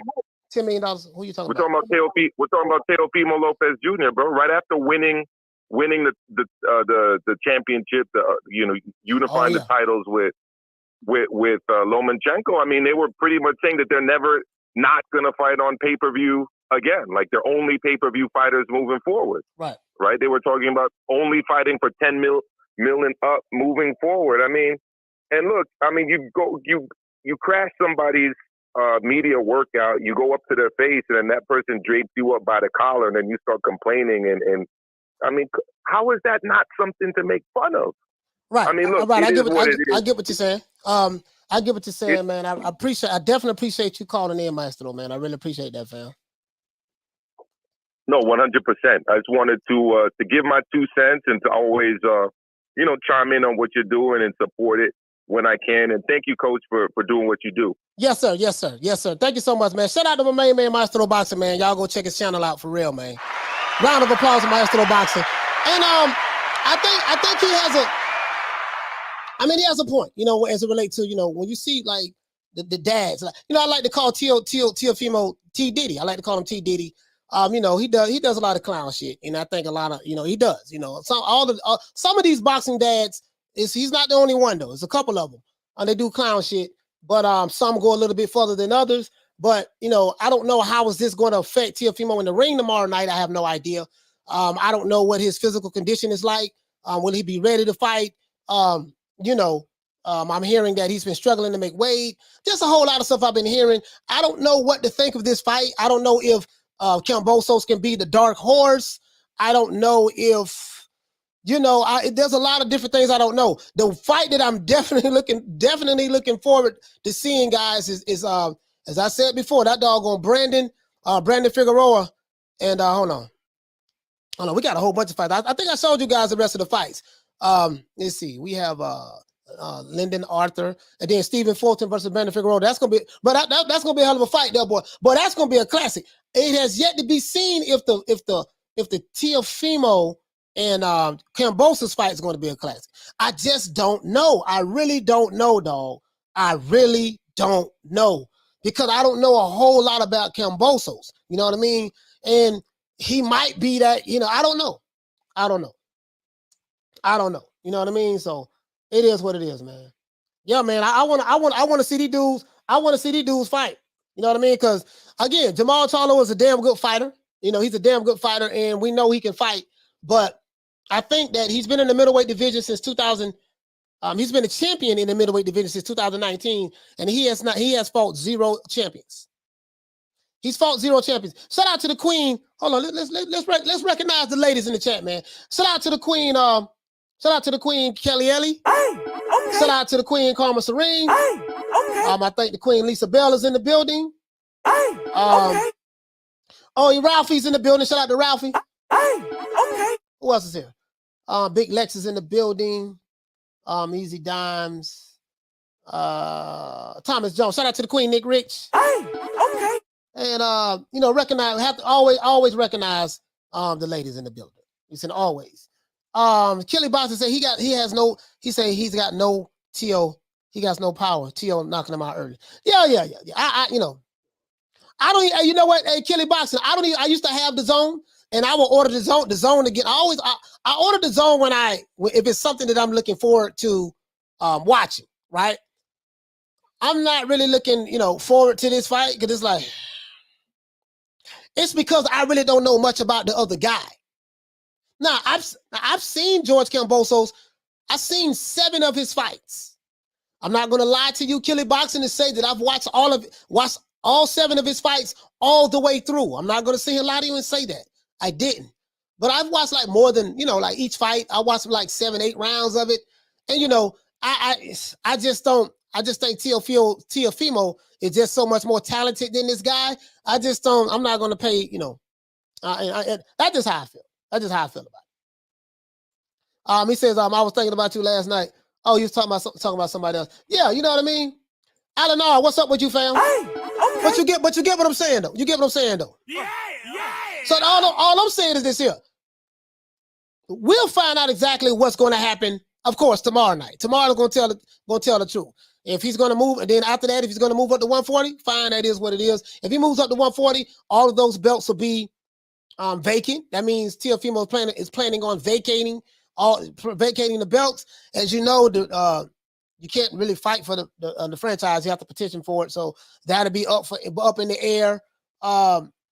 Then maybe Devin Haney can fight the other guys. Who knows, man? But we're not going to get that fight. The Devin Haney and Teofimo fight is not going to happen, because, as he said, he's going to move up to 140. And again, if he's struggling to make weight, that's probably the best move. That's probably the best move for him. Because there's no need of, you know, that's for any fighter. If any fighter is struggling to make weight, the best move for you is to move up. Shout out to Graham Taylor. Hey, okay. For dropping that $2. Bam, super chat on your boy. Hey, Leroy. Super chat received. Playtime's over, boy. Shout out to Karma Serene. Karma Serene's birthday was yesterday. Give her a round of applause. The phone lines are open, guys. 530-494-9636. 530-494-9636. The phone lines are open. What do you guys think about the Brandon Figueroa fight? That fight right there on Figueroa and Fulton. What do you think about that fight? What do you guys think about that? Now, that fight, bro, listen, I'm going to be front line and center right in front of the TV watching that fight. What do you think about that fight? He said he is, coach. Yeah, Rebuttal. I guess you're saying he's moving up. Yeah. Shout out to Rebuttal Entertainment, man. My brother over there in DC. Shout out to the boys over there in DC, man. Hey, okay. Let's see. I think let's talk to the chat. Alan said Kambosos has above average hand speed. He will make it interesting for the first half of the fight. Hey, Alan, let me ask you a question. Do you see anything that impresses you about? Did you see anything that impresses you about Kambosos to where you feel like, you know,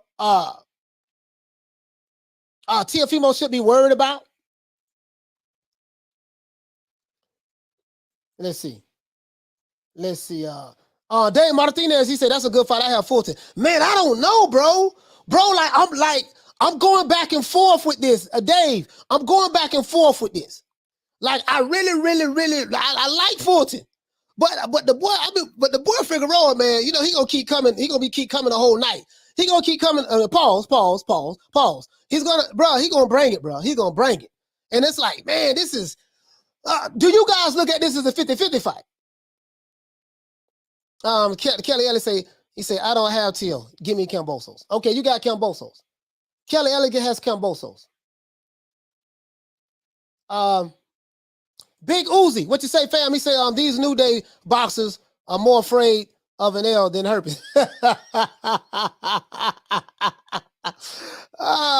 Raphael said, DAZN, I will pay DAZN extra per year if they can make young Boo Boo, aka Doodoo versus La Charlo. They ain't gonna be able to make that. Listen, this is the crazy part about the Andrade situation. How are you signed? Well, you're over there with Matchroom and you're over there with DAZN. How are you on the same platform as Triple G and what the kid name? That's what Golden Boy. What's the kid name? That's what Jaime Munguia. You're on the same platform as them, but you can't get neither one of them in the ring. So being on the same platform is not helping him. You know what I mean? Let's see. Kelly says no. Dave says yes. Yep. Okay. Figueroa's sister, a baddie. Yeah, I haven't seen the sister. He said, I'll take Brandon's sister. Let's go, Brandon. Carmen says, I'm sorry, Thomas. What's your handle? I'll add you. Hold on, guys. Got another call coming in.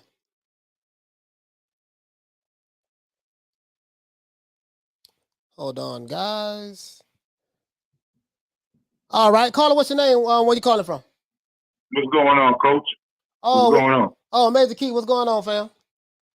Oh, chilling, brother. How you doing? I'm doing good, man. What you think about the tomorrow's fights with Teofimo and Kambosos and Figueroa and Fulton? Okay, so that one right there, I in the prediction league I chose Fulton only because Figueroa is nice, right? But the problem for me is I feel like you know, when you look at it, it's like Caleb Plant versus Canelo, and neither are neither of the others, right? But when stylistically with the comparison, right? It's like are you going to choose the aggressor or are you going to choose the boxer, right? And in this particular fight, I think he's got like 4 draws or something like that. Figueroa, if I'm not mistaken. And you know, it's because he can never like overcome that when he's against the boxer. So I got Stephen Fulton for that one, right? But the other one, I was intrigued by what your title was, right? So I was listening, but on and off for the last hour and a half that you started, right? So what was it that he said though? Like Teo said, like, what was it? His proof that he was the reason that Crawford and Porter made the most money? Did he have any proof? Or he just said that? No, he just said that. I played the video. He just said. Oh my God, man! I played the video. I played it in its entirety, and I don't know. Yeah, I was listening, but I was in and out. You know what I mean? Because I got my daughters here for the holidays and shit. So I was listening in and out, and I never heard nothing. That's why I wanted to make sure I didn't miss it. But that's bullshit right there. Like, how you gonna even try to take credit, right? You know what I'm saying? Or for somebody, bro, you know what I'm saying? Like, I'm trying to tell you, man, I love Teofimo, man. I'm one of the few people that actually thought he was going to beat Loma last year. But bro, little by little, he's making me feel the same way that Bill Haney made me feel about Devin. But you know, like, it's just like, get in the damn ring and fight. Like nobody wants to hear none of that shit. Like, I heard Showbiz, and shout out to Showbiz. I love his show. But Showbiz was to me a little captain earlier. He was like, oh, yeah, he's undisputed because of this and this and that. No, I would like him to be undisputed, but he's not. And then when you try to say these little things that it's the same thing as the WBA and this and this and that. Well, at the end of the day, the WBA, the point he was making was the WBA and the WBC franchise belt, right? The super and that means that you don't have to take on mandatories. Okay, so they're the same thing. Well, guess what? Then why is Teofimo fighting a mandatory? He should have fought Devin Haney. Right. I mean, listen. You see what I'm saying? Like you can't just pick and choose what you want to pick and choose, bro. Like, you know what I'm saying? Like, bro, when you go to try to make sense out of this stuff and break it down to them, you put them in the corner. They can't. It's like, man, listen, bro. Listen, I want you to see something. This when you go to the WBC's website, and I don't kill this already. I'm not going to keep banging on the same thing. They have a picture of this guy here, Devin Haney. And so I said, I know what my detractors are going to say. The WBC, they put all of their main champions on the screen, on their website. Mm-hmm. How do I know? Because when I go to, I said, well, I know what my detractors are going to say. I know them very well. I said, when I go to the super lightweight division, they're going to have a picture of Josh Taylor. When I go to the welterweight division, they're going to have a picture of Errol Spence. When I go to the heavyweight division and so on and so on and so on, they're going to have the main guy. When I go to the lightweight division, they have a picture of Devin Haney. Why is that? Right. No one can answer that question. No one. And I will answer that for you, and then I'll leave just so everybody can get a chance. But bro, this is why. And this is what other people that are fanboys don't like to hear. This is the fact. The fact is, Estrada is recognized as a champion, right? And he got elevated to this position. Canelo recognized he was elevated to this position. Mayweather, yes, he was elevated to WBA, recognized in this position. The difference between all those champions and Teofimo is that they already won in that division a championship title before they were given that other designation. Whereas Teofimo fought Loma for that, right? But the person that was already given that was Devin Haney. That's the difference. He was given that championship before Teofimo won it. Oh, okay. Before, you see what I'm saying? Yeah, this is what I'm trying to say. Yeah. Everybody else won the title before they were given that title. No, you're right about that because once what the guy named the Matrix Lomachenko got elevated to the franchise belt, then the interim champion, which was Devin Haney, automatically got elevated to the main champion. And this is why on the website, so this is for people who say if the franchise belt is a superior belt, why they don't have a picture of Lopez right there? Right. Instead, they have an asterisk with his little name right there, franchise. Right. So even on ESPN, it says the champions, and then it says little thing there, little asterisk with Teo. And I'm not saying that Teofimo doesn't deserve that. I'm saying the WBC fucked that up. But what I'm saying is that that's why it should be cleared up. That's all I'm saying. No, that's what I've been saying the whole time. It's not Teofimo. I know. That's what I'm saying. Yeah, that's why I told him to say that. Yeah, it's not Teofimo's fault. Right. It's not Devin Haney's fault. It's Mauricio Sulaiman. Exactly. But that's neither here nor there. It is what it is. Hey, thank you. Hey, thank you so much, Major Key, man, for calling in, man. Shout out to my brother, Major Key, man. You have a good one, man. Yes, sir. Shout out to my brother, Major Key, man, for calling in, man. I'm not here to try to relitigate franchise, who undisputed, who not undisputed. It's obvious at this point. As a matter of fact, I don't went through this already. I'm not going to keep going through this. All I'm saying is this. Tomorrow night, Teofimo Lopez is fighting George Kambosos.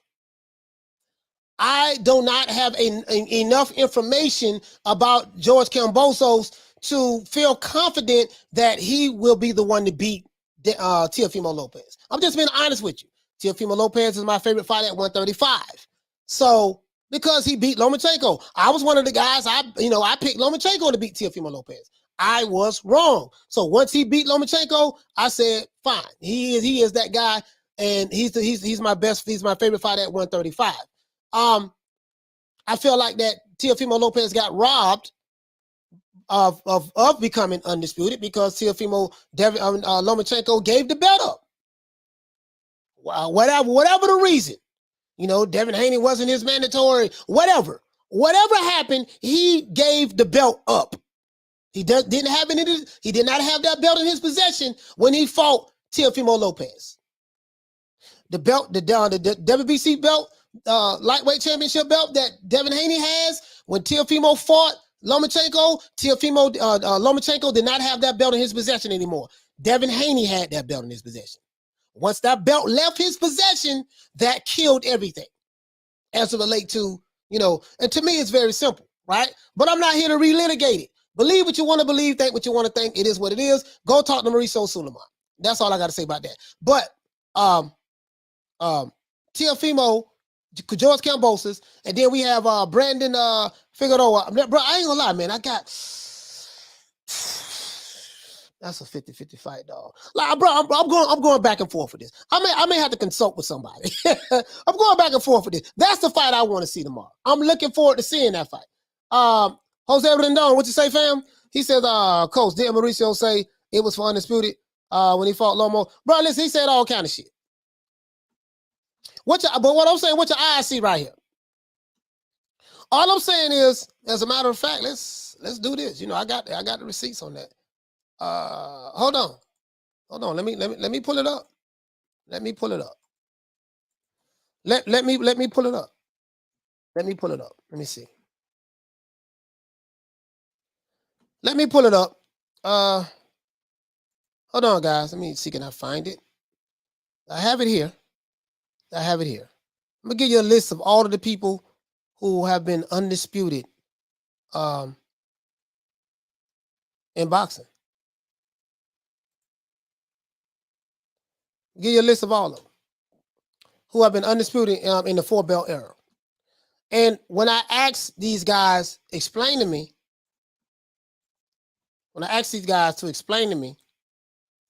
why this guy named my favorite fight at 135 is not on this list.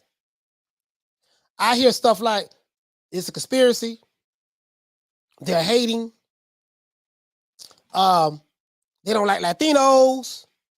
I'm like, well, that don't make no sense because Canelo Alvarez is Latino and his name is on the list. And it's very easy for me to bust up on this, right? So let me pull this up. It's very easy for me.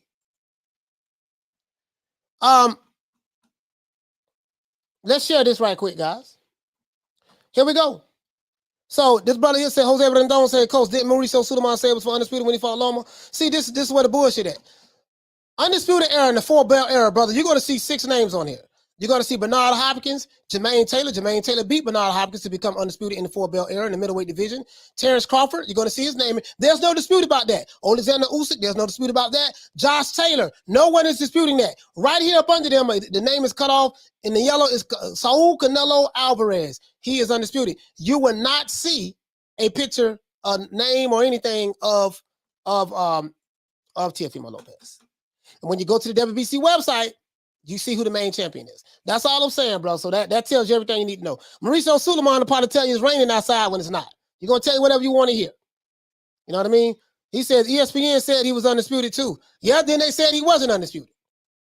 So none of the boxing historians, the people who keep track of this, is saying that. So believe what you want to believe, brother. If you want to believe he's undisputed, believe what you want to believe. I don't care. I really don't care. I don't care at this point. All I know is when you look at the boxing, other sanctioning bodies, they say something totally different. When you look at the boxing history books, they say something totally different. I don't body this already though, so I'm not going to keep going through this same thing over and over. I done made several videos on this already. You guys can go check it out on my playlist. There's no need to keep beating the dead horse at this point. There's no need to keep beating the dead horse at this point. He say facts. James Burrell says on your reference in Showtime, they didn't recognize Bud's title either. No, they did. They recognized Bud as being the undisputed junior welterweight champion of the world, my brother. They recognize him being the junior middleweight champion of the world. Now, and the reason why Showtime probably didn't want to recognize Bud is because there's this Cold War was going on with Showtime and PBC and against Top Rank. But either it doesn't matter what they recognize or not. It doesn't matter. When you look at the history, go to wherever you get your information from. People who keep track of historical records in boxing. I done been through this already. I'm not going to keep going through this. People who keep track of historical records in boxing.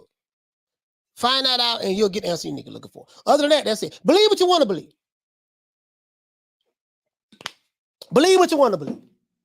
Just don't try to convince me of that bullshit. I know better. See, Ralphie boy said disputed, not undisputed. Facts. Yeah, he is the disputed lightweight champion of the world. He is the disputed lightweight champion of the world. All right, so the brother said, all right, well, whatever, my brother, whatever. But anyways, I like Figueroa. I like Figueroa tomorrow night, and I like Figueroa tomorrow night. I like Teo. I don't know what round the fight gonna end again. I don't know a whole lot about Cambosos, but I expect that maybe to be. I say by the sixth round.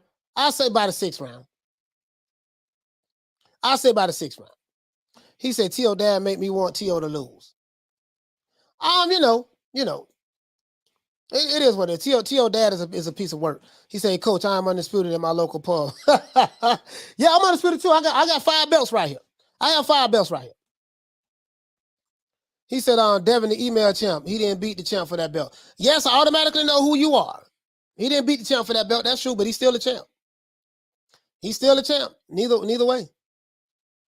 He might not have beat anybody for the belt, but he's still the champ. And that's facts.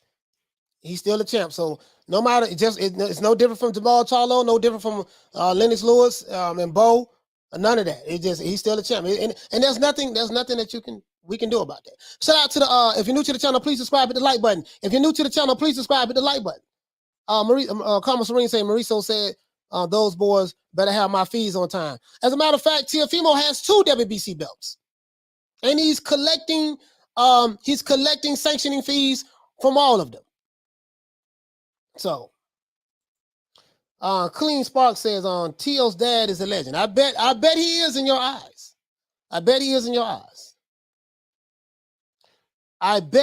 is, my brother, in your eyes. He's a legend. Okay, I get it. I bet he is in your eyes. We did it first, and we motivate even the greats. This is different. You understand? We have Jennifer Lopez, we got Maluma, we have J Balvin, we have. So when I called him up, I was like, "Yo, what do you think? What do you think, Eddie?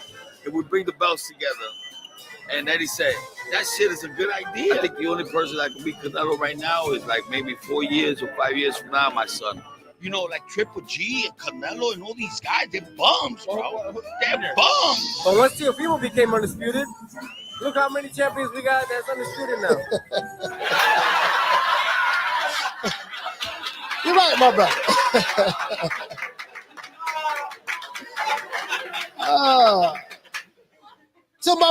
To the brother who said that Teo dad is the GOAT. That is for you. That's for you. I just played the GOAT. We just played the GOAT. If you're new to the channel, please subscribe, hit the like button. If you're new to the channel, please subscribe, hit the like button. Damien says, what'd you say, fam? He said, are you going live tomorrow, Coach? Yes, I'm going live tomorrow. I am going live tomorrow. That is for you. That's for you, brother. That's for the GOAT. I want to play you some GOAT stuff. You say he the GOAT, we're going to play some GOAT stuff. I'm going to play some GOAT stuff.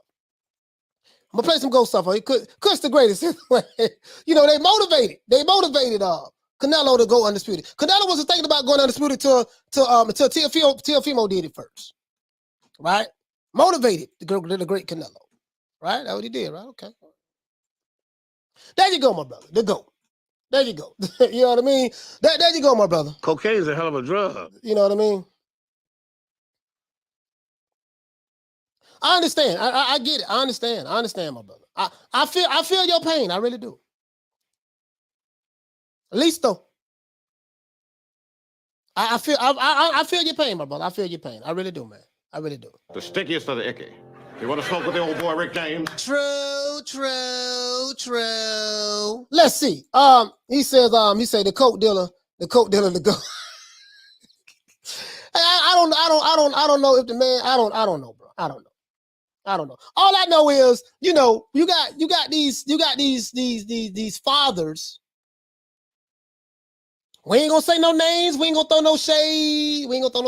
But we got these fathers. They want to live their life vicariously through their children that are boxing. Well, they're grown men that are boxing, right? And they want to be in all of the videos like Diddy. They want to answer all of the questions, stay in the spotlight, attention whores. This is what they do, right? There are several of them out there. We ain't gonna say no names. This ain't no shade. We ain't gonna say no names. You guys can guess though. You can guess. There's a father that's a heavyweight, has a heavyweight. There's another father whose son just, retired. There's another father whose son is the champion in the lightweight division. And there's another father whose son is the disputed champion in the lightweight division as well. Angel Garcia, we ain't seen him in a while with Danny Garcia, so we ain't gonna bring that up. But these guys, listen, I'm gonna tell you guys something. If you want to be an artist, if you want to be a fighter, and you tired of the executive producer or your daddy being all in the videos, singing, dancing, come over to Death Row. Come sign with Death Row. He said, all of the videos. Hey, come to Death Row, man. Come to Death Row. Too many, got too many daddies in their kids' business. I get it. This is my son. My son to beat everybody. You know what I mean? And listen, bro, I understand your son to beat Godzilla, King Kong, Mothra, Voltron, Super Saiyan Goku. But I get it, man. I really do. I get it, man. But at the end of the day, cocaine is a hell of a drug. That's all I'm saying. At the end of the day. Puro Sur Central, he said, Devin the Dream Haney, sponsored by Jimmy. Hey,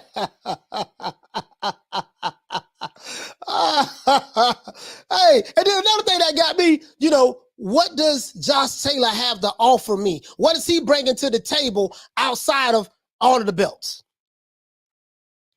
All of the belts? That really got me. I'm like, something happened to Tio once he beat Lomachenko. It's like, I don't recognize this guy. I don't recognize this Teofimo Lopez today. I don't recognize him. I don't know who this guy is. The one prior to fighting Lomachenko is different than the one post Lomachenko. And it's like him and his daddy, T. Diddy, him and T. Diddy, he getting slapped by George Camboso's father in the gym. Canelo and Triple G, they bums. The only one to beat Canelo was my son in the next 4 or 5 years. I'm like, this dude be talking out his neck, the side of his neck. I don't understand what happened. Like, he didn't used to be like this, dog. He didn't used to be like this. You see what I'm saying? I don't know what happened to him. He said, Coach, what you know about Dragon Ball Z? Oh, yeah, I used to watch Dragon Ball Z a lot. It's like he changed, bro. It's like something happened to him. Every time Tio's dad has he come. I'm just saying, bro, like something, I said, he didn't used to be like that, dog. He didn't used to be like that. He didn't used to be like that, bro. Puro Sur Central say, Coach, but Devin has more followers. Does he? On Instagram? I don't know. And then sometimes, hey, shut down Wayne Love Peacock. The stickiest of the icky. You want to smoke with the old boy Rick James? Shout out to my main man Wayne Love Peacock. Hey, okay. You're dropping that quarter of a bam dub on your boy. Hey, Leroy. Super chat received. Playtime's over, boy. KRL says, he said, what do you think about Tank? Oh, that's a whole nother story. I already talked about Tank. I already talked about the witness protection program. The PBC witness protection program is real. That's well over it. Floyd Mayweather let it be known, KRL, that we don't believe we're not going to make another promoter rich. We have a plethora of fighters. I don't believe in making another promoter rich. We have a plethora of fighters over here with Mayweather Promotions and the PBC, and that Tank Davis can fight. We're going to continue to fight in-house fights. So he let that be known at the what the dude name he fought in Atlanta? I forgot the dude name. The dude he fought in Atlanta, man. Y'all know who he is. Mario Barrios. He let that be known at the Mario Barrios press conference that we would not be seeing Tank get in the ring with anybody that's not a PBC Floyd Mayweather Promotions fighter. I.e. Isak Pitbull Cruz. That's what we got Isak Pitbull Cruz at. I.e. that. So, it is what it is, man. So, then we got our good brother Jermall Charlo. He says his schedule is clear, but he's not talking about unifying, fighting any of the other champions. So these dudes confusing me. I'm sorry? 160 is my weight division. I want to unify. I want to get Golovkin in the ring. I want to bring him to Houston. You know what I'm saying? I want to get Canelo out here to Houston. If they really to come down to 160, this is my weight division. So this is what's going on. Now, okay, your schedule clear. Bubu Andrade, he has a belt. And this is what gets me. As I said before, I don't cap for no fighters. Andrade, he's a terrible fighter. We don't like his style. Okay, fine. So guess what I'm going to do? I'm going to go over there and take his belt. I'm going to go take his belt. Nobody want the guy belt. He got a #1 mandatory, Jaime Mugiel. He don't want the belt. He been there for 18 months. We got another champion in the middleweight division, Jermall Charlo. He don't want the belt. He got ice. He got his ice though. He does have his ice. He has his ice, but that's about. He don't want the belt. He don't want it. You see what I'm saying? So I mean, bro, I just, there's no way. There's no way. There's no way. Right? This is the fight that we need. This is the fight that we need to be seeing next. If you ain't got no belt, you ain't got no fights lined up, you need to be fighting this guy. Again, I don't believe in sitting around waiting on the one guy, the Canelo Alvarez sweepstakes. The bag has left the building. The bag is going over there to Africa, and this guy named Mabuku is going to get paid, whatever he's going to get paid. He's grateful for the opportunity. The cruiserweight guy. He's grateful for the opportunity. Makabu, he's grateful for the opportunity, right? So if Triple G is busy, which we see here, if Triple G is tied up right here, Demetrius Andrade and Jermall Charlo, if Triple G is tied up right here, Triple G is fighting this guy. WBA and IBF middleweight titles are on the line. How in the hell is old ass Triple G? Triple G fixing to be 40 years old, not 40, 40. No, we got to say in that Florida swing, that Florida twang, right? 40. He's going to be 40 years old. How in the hell is a 40-year-old going to Japan to unify the middleweight division when I got a 31-year-old and another 30-something-year-old, Bubu Andrade? They don't have fights. They not fighting each other. Bubu Andrade is begging for fight. You can say what you want to say about him, but he's begging to fight any one of those guys. You ain't got to like him. That's fine. You ain't got to like him. I don't like his style. He this, he that. Okay, that's fine. If that's how you feel, that's fine. But why don't nobody want to take his belt? That's all I got to say. That's all I got to say. That's all I got to say. Triple G didn't fight Andrade. Triple G ain't fighting Jermall Charlo. But at least he's fighting the other champion. My whole thing, guys, is this. I want to see the champions fight each other. See, again, once you tell me Lions only, I'm Freddy Krueger, I'm Jason, I'm Michael Myers, I'm Chucky, I'm the Candyman, I'm all of these guys wrapped into one. I am a killer. Once you tell me that your favorite fighter is a killer, he's all of that, what you say he is, I want to see him in the ring with some other killers. I don't need you coming online, coming on my channel, getting in the way, putting up barriers. Well, my fighter, he got ice. He just bought a new pinky ring, not pinky ring, pinky ring. He bought a new pinky ring, with ice and bezel. I don't know about none of that shit. So I'm very ice illiterate. But forgive me, guys. I'm just roll with me. I'm ice illiterate. They have ice. I don't have ice. You know what I mean? So yeah, I wouldn't know a real diamond from a fake diamond. To be honest with you, I wouldn't know a real diamond from a fake diamond. So I'm just being honest with you, right? But anyways, he got ice. I got big diamond on my pinky ring. Look at my watch. Look, I'm blinging. Look, are you gonna fight the other guy who got the belt? Because I see a guy from Mexico collecting all the belts. I see a guy from Scotland, from the UK named Josh Taylor. He collected all of the belts. I saw a guy from Omaha, Nebraska. He collected all of the belts in one division and is trying to fight other champions, right? I see a guy from Houston, from Dallas, Texas, the Errol Spence. He has 2 belts. I see another guy, your twin, that lives in the y'all grew up in the same house together. He's a unified champion at junior middleweight division. I'm seeing all of these other guys. I see another guy from the Ukraine. He's a unified heavyweight champion. So he's fighting champions, right? This is what I see. So don't tell me about your favorite. Don't tell me about this guy who you say he is. I ain't trying to hear that shit, dog. Not me. I'm not trying to hear. The stickiest of the icky. You want to smoke with the old boy Rick James? I'm just saying, bro. I'm not trying to hear. When you tell me that this guy is this and that, and I'm saying Canelo, he got a shitload of money. He worth damn near 200 billion, 140, 150 million dollars, and he's fighting like I gotta fight four or five times a year because the other dudes ain't fighting. See, that's how I look at it. I ain't no Canelo dick rider. We don't ride no D's over here. We don't do that. All I'm saying is this here. The dude had 4 fights in 1 year. In 11 months. He like, well, shit, ain't nobody else fighting. I might as well go ahead and fight. Explain to me how you have multiple champions in the super middleweight division. Nobody's trying to fight nobody. And the boy from Mexico moves up or moves down and say, you know what? Damn, ain't nobody fighting nobody. Ain't none of the champions fight nobody. Let me go ahead and collect all these belts since everybody just sitting around shang-a-langing, ain't doing nothing. So Caleb Plant was shang-a-langing, wasn't doing anything. He fought Fagan Butts and Caleb Trox and Callum Smith, he was shang-a-langing. He really wasn't fighting no other champions. Billy Joe Saunders, he was shang-a-langing. He really wasn't fighting no other champions, right?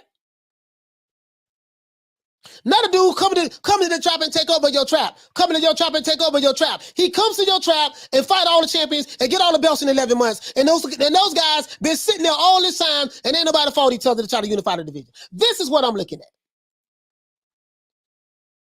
But y'all look at me like I got 9 heads. I'm the problem. That's how they look at me. Shout out to the queen, all that. Let's give our sister. Shout out to the queen, all that. Hey, okay. Kelly Boss said, the problem is the PBC fighters holding the belts hostage. That's all I'm saying. Steve in the UK, he say, fairly certain Taylor is pro-independence. He prefer for you to say Scotland and UK. Well, Scotland, UK, you get what I'm saying, though. Regardless of where he from. All I know is in the super middleweight division, the other champions, they wasn't fighting each other. Canelo came over there, cleaned up that side of the street. And in the middleweight division, these guys, you got one guy who everybody say he got a terrible style, don't nobody like his style, all of this stuff there, and that's fine. He got a terrible style, you don't like his style. That's fine. That's fine if he has a terrible style, you don't like his style, right? Guess what? Why ain't nobody trying to fight him to take his belts? That's all I'm saying. It doesn't make sense to me.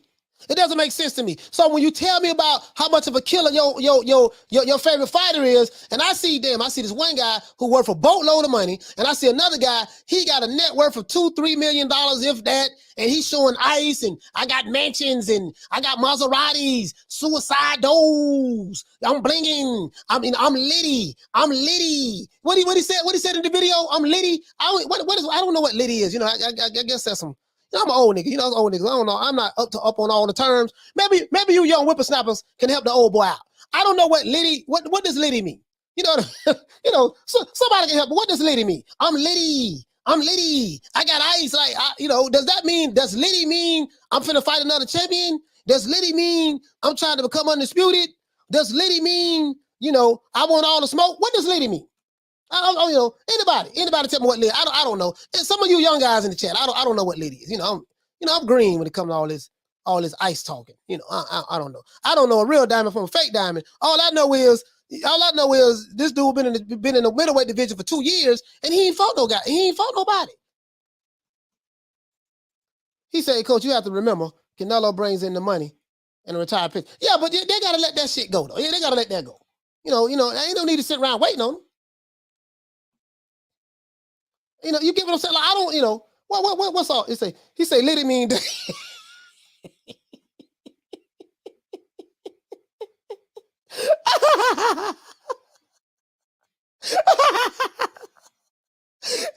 it be told, say let it be decking. I'm just saying though. Y'all put the old boy up on game, man. Cause I don't know. I don't know. Let it be decking. Let me see. He said that's so cool and high value. He said that's so cool and high value. The Queen Dick Rich said, facts, youngsters terminology is different. I'm just saying though. Does Liddy mean undisputed or? I'm saying, what does Liddy mean? We're trying to figure that out. Hey, dog. I gotta go. My brother kicking me off live. I think he kind of intoxicated a little bit right now. I mean, my brother said he kicked me off live. He said he in his brother mansion. I'm in a mansion. I'm in a mansion. My brother got a mansion. I'm in a mansion. I got big panky. What got a panky ring on? Let me see. I'm just saying. I'm trying to get up on the slang, dog.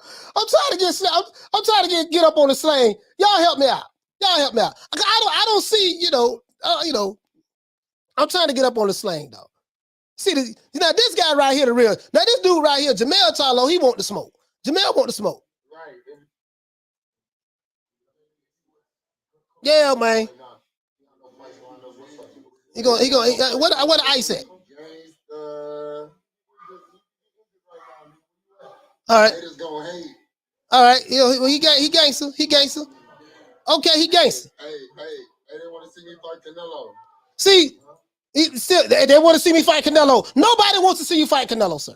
Nobody, listen, nobody's pushing that anymore. That bag has left the building. Nobody's talking about that fight. You Canelo, that's over with. I'm talking about Boo Boo Andrade, Triple G, Murata. Well, Triple G fight Murata. Your only option at the middleweight division is Boo Boo Andrade. The same guy who you guys, I know what they're going to say. Boo Boo Andrade, he pulled out a fight with Jermall Charlo before 7 years ago.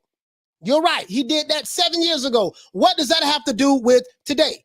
That's all I'm saying. Listen, guys, I'm the type of person like this here. When I like a fighter, hold on, we got a new call coming in. I'm the type of person, guy like this here. When I like a fighter, dog,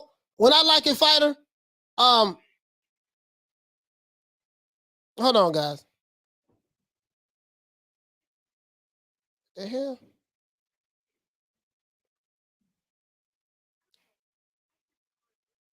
Hold on. Caller, please call back. This damn phone was tripping. Please call back, caller. That's all I'm saying, though. The bag gone.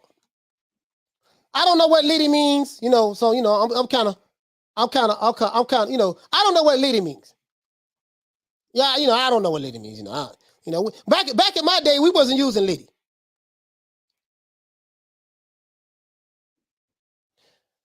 All right. Caller, what's your name? Where you calling from? What's going on? It's Major Key again, man. Hey, what's going on, Major Key? Hey, listen. Hey, first and foremost, I don't know why the hell the crowd is all up in here, man, and we ain't got the like buttons up, and nobody's hearing the damn the phone number. Everybody needs to hit the phone number, call up, make this what it is. It's Friday night, right before the fight. We need to hear everybody's perspective. You know what I mean? Yeah, for sure, man. But I don't know what the hell Jermall is talking about, though. I don't know what the hell Jermall is talking about, but I just want to make it sure everybody understood Yeah, yo, it's a live. You know, we do these things for everybody to get engaged. Come on, get engaged. Call the number. You ain't got to show your face when you call the number. Just show yourself up. Yeah, man, for sure, man. You know what I mean? Phone line. Matter of fact, let me do this. Maybe I need to put the banner up. You know, put it up on here. Maybe that's what it is. Hold on, Major Key. Let's see. Yo, man, let me do this. Matter of fact, there we go. Phone lines. Don't be scared of Coach. Man, Coach is a teddy bear. I'm a big teddy bear. Don't be scared of us, man. Like you know what I'm saying? Like we try to get this boxing talk. You know what I mean? We try to talk about Jermall. We try to talk about all this stuff, man. Yeah, man, for sure, man, for sure. Hey, man, I appreciate that, Glenn, man. I really appreciate that, bro. I don't know what that's all, bro. It frustrates. I'm the type of person like this here. When I think highly of a fighter, I expect a lot from him. That's how I am. If I think highly of a fighter, if you say this guy has the skill set of Godzilla, I'm going to respect that. And they say, you know what? I think highly of you, so I want to see you prove your greatness. Don't tell me how great you are. Show me how great you are. You see what I'm saying? Mm-hmm. And that's just what. But I'm old school. That's you know, like my guy Marvin Hagler. That's what Marvin Hagler did.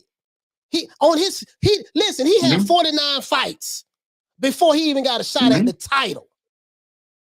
40 right. Marvin Hagler. So so when if you're in the middleweight division, your name is Charlo. You are in the middleweight division. When I think of the middleweight division, I think of Marvin Hagler. And I don't see no Marvin Hagler out of you. I see your eyes. I know you got Lamborghinis. You're living in the man. I understand all of that. I get all of that. Are you going to fight any other champions? You've been there 2 years. Right. And how many champions you have fought? 0. Right. Canelo. Right. And you. Go ahead. No, you said Canelo. Go ahead. No, continue. I just want to add one thing. Yeah, go ahead. Yeah, I was saying Canelo. You know, say what you want to say about him, and that's fine. I ain't capping for him. He got plenty of money. He don't need me to cap for him. But I'm saying he moved up to the super middleweight division. You had 4 champions in the super middleweight division that wasn't fighting each other. 3 or 3, maybe 3 or 4. He fought all of them and unified, became undisputed in 11 months. You've been at the middleweight division since 2018.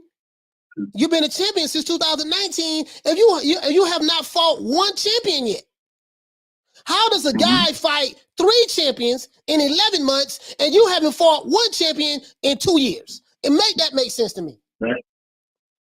I can't, man.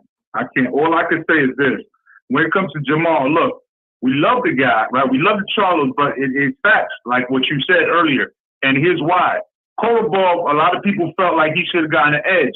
Derevyanchenko gave him a run for his money, right? Even Barrios gave him a run for his money. However, he won all those fights, right? At the end of the day, even though they were close, he won them, right? Right. So what does that tell you? What that tells you is that, damn, maybe he is that good, but we only can know if he actually puts himself to the test and fights the best of the best. We're not going to know until he does that. And he needs to have more faith in that. I think that we as fans have more faith in him than he does in himself. And there lies the problem. And you know what makes it more frustrating is the fact that you have a twin brother that is literally the total opposite of you. You have a twin brother that's fought all of the champions to unify the division. You have a twin brother that had a fight with Brian Castano that he needed that last belt in order to become the undisputed junior middleweight champion of the world. He fought for that. As a matter of fact, hey, Major Key, man, thank you for calling. Let me let you go, fam. Thank you so much, my brother. I want to pull no doubt. I think Troy's about to call in too, man. No doubt, brother. I'll see you another day. Okay, all right. Yeah, matter of fact, let's do this, guys. Let's do this. Hold on. Let's do this. I'm going to show you guys something because I don't want you guys thinking I'm capping. I'm going to show you guys something. Let's pull up Jermall Charlo. I'm finna prove a point. I'm fixing to prove a point. Now, Jermall Charlo is not on the PBC Witness Protection Program. I can tell you that right now. Jermall Charlo is not a part of the PBC Witness Protection Program. He's not.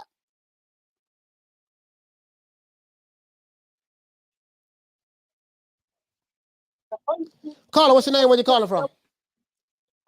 Troy Graham, Baltimore. Troy, what's going on, baby? Talk to me.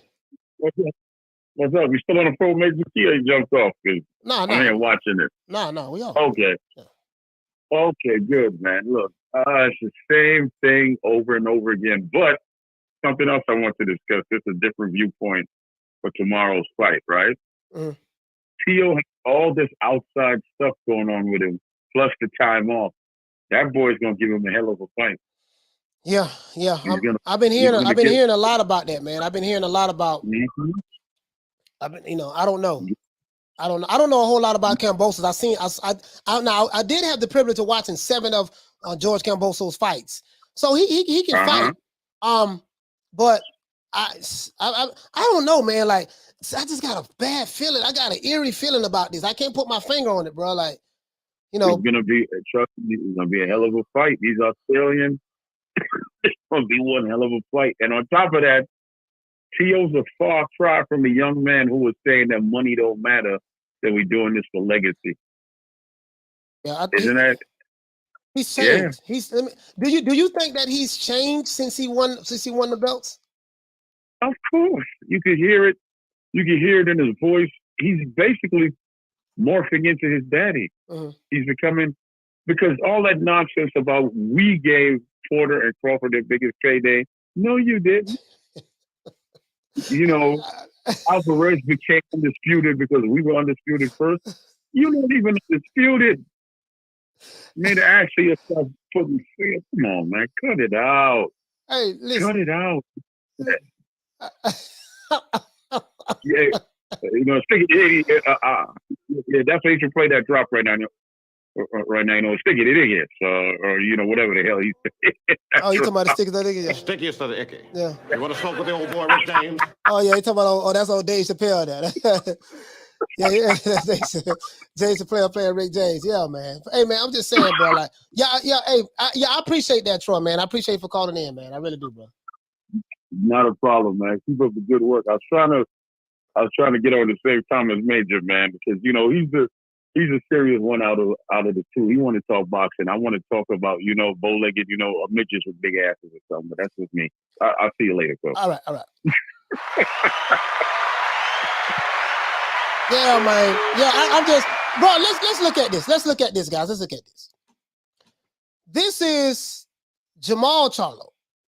As you can see, like, this guy is, again, he's one of my favorite fighters. But he's been a middleweight interim. He's been a middleweight since 2018. Let me see. That's junior middleweight down here. He's been a middleweight since 2018. He was the WBC interim champion. He beat Centeno. He beat Korobov. And then in 2019, he got elevated to the WBC champion. They say via email, right? And since 2019, he fought Dennis Hogan, Darianchenko. Now, this was a good fight. I ain't gonna sit here and lie to you, dog. This Darianchenko fight was a good fight. I love this fight. It was a damn good fight. I love that fight. I love that fight for Jermall. I really do. Darianchenko, and he fought Juan Montiel, right? But my problem is, since he won the belt here, 2019, he hasn't fought any champions. So he's had Brandon Hogan, Sergey Darianchenko, and Montiel, right? And the crazy part about it, what frustrates me is he said that he doesn't have any fights lined up right now. We don't have any fights on the schedule. I showed you the video, and they're not talking about fighting any other champions in this division. Now, but when I go over here to Jermall Charlo, let's look at Jermall Charlo, guys. Kambosos is gonna finally shut Teo the F up tomorrow. I can't wait for that fight. You know what, Kelly? I don't know, but I just got something not right about that fight to me, Kelly. You know what I'm saying? Says something not right about me. Listen, when I go over here to Jermall Charlo, when he won a major belt, won the vacant WBC light middleweight title in 2016. He defended his belt 1 time, 2 times, 3 times, 4 times. He lost his belt to Tony Harrison in 2018, 2 years later. Then he fought Jorge Cota, right, without a belt. Then he fought Tony Harrison, and he won his belt back. He won the WBC lightweight title back again in 2019. And then he fought Rosario. He took the WBA and the IBF and the Ring Magazine light middleweight title from him. So he defended his WBC belt, and he won 3 more belts. Well, you know, the WBA and the IBF, and he got the Ring Magazine, right? And then he defended it. He tried to become undisputed against Brian Castano, and that was a draw. So ever since when this guy became champion in 2016, since 2016, this guy has been fighting other champions, and he's unified the division. Explain to me why Jermall Charlo is so different from Jermall Charlo.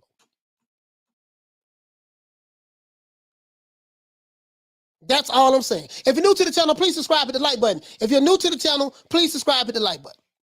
Explain to me. These guys are twins, but they have 2 different mentalities.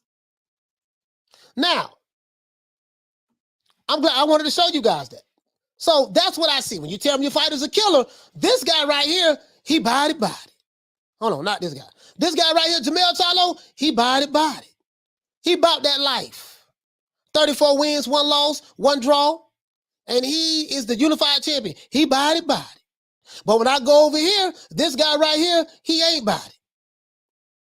He's not body. And matter of fact, I can dig a little deeper. Since 2019, let's see. 2019, he lost his 2019, he didn't have a belt. So he fought a guy he did not have a belt. In 2019, he fought Tony Harrison, another champion, to get his belt back. And then in 2020, he fought Rosario. And then in 2021, he fought Brian Castano. So this guy is going the total opposite of Jermall. Jermall and Jermall is two different guys. That's it. They share the same DNA, come from the same mother and father, but that's about it. That's about it. Yono says Tio was wearing that cursed Gucci robe. Bro, he say Tio is stopping Kambosos. Yeah, I mean, hey man, I hope so. I hope so. He say George not stopping Teofimo. Y'all crazy. Yeah, I don't know who's stopping who. I don't know much about Kambosos. I'm going for my favorite fight at 135, and that's Teofimo Lopez. I'm going for Teofimo. I'm just being honest with you. Going for Teofimo. Whether he wins or not, we'll find out tomorrow. I've been hearing a whole lot of crazy stuff though, dog. I don't want to talk about it. Let's see. What'd he say? This guy said because he's a drunk. Oh, you're talking about Jermall. That's the difference. She say I get it, but I don't know. Even if he win that fight, he's gonna get the belt took regardless. I can't wait because he for clout. He be everywhere. I'm just saying, hey Kelly, hey guys, am I tripping? Does it seem like that Teofimo has changed since he won the belts? PBC don't have any other champions for Jermall to fight. They don't let Mel out of the house either, but have all the champions at 54. Yeah. Hey, James, you're right about that. They don't. That's why I called it the PBC Witness Protection Program. And I'm gonna tell you something, James. After the brutal year that the PBC have had this year, they, what with the Wilder Fury, Tyson Fury, Wilder was not able to regain that title, and who else? Porter. Porter didn't have a belt, but it was 3 fights: Wilder Fury, Porter, Crawford, and it's another fight where a PBC fighter crossed the street and he got knocked out. It's 3. Oh man, I said it the other day. What were the 3 fights, guys? Playing the Canelo. That's it. Hey, King KO, thank you, fam. Playing the Canelo. Every time these guys cross the street, as Errol Spence would say, you're on the wrong side of the street. You're on the wrong side of the street. I'm down 10. Big. Call out. Every time they cross the street, they get beat. Canelo, Plant. We got Plant, Porter, Wilder.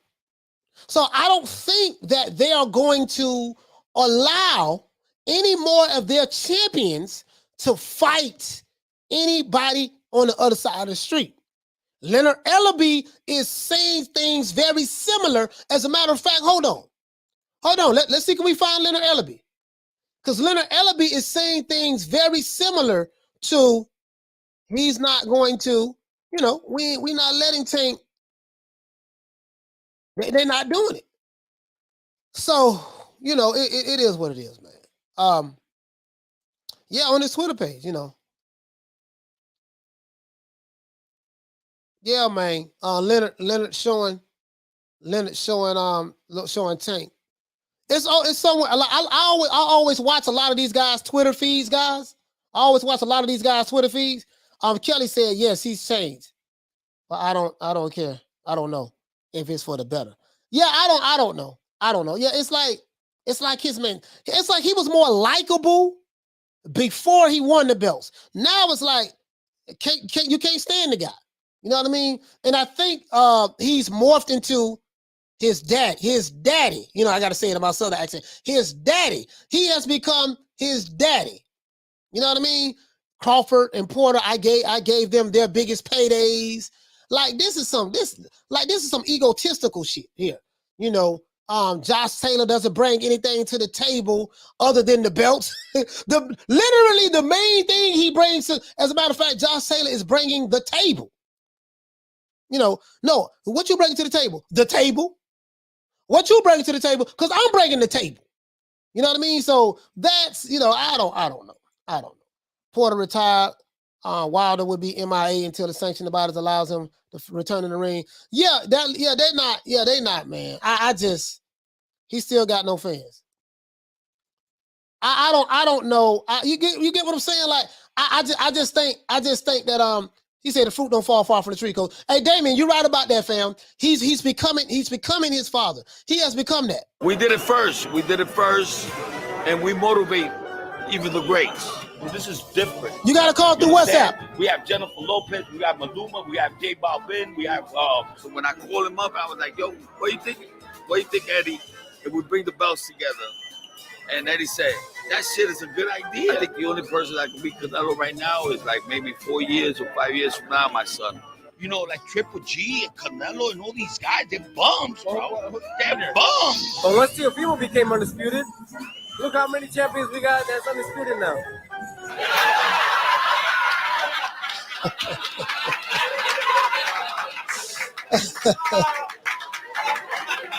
Oh, Ellis setback. I'll be damned. Oh, Ellis setback. And then this shit here. I'm sorry? 160 is my weight division. I want to unify. I want to get Golovkin in the ring. I want to bring him to Houston. You know what I'm saying? I want to get Canelo out here to Houston. If they really to come down to 160, this is my weight division. So that's all I'm saying, guys. That's all I'm saying. I listen. I get it. I understand. I know I'm not a fan of you guys. I'm not trying to build barriers and walls to protect my fighter. I'm not gonna, as my brother Julius over there would say, over there in Ring IQ. Shout out to Ring IQ, Julius over there, Ring IQ Boxing. You know, I'm not gonna put the fighter in bubble wrap and protect him.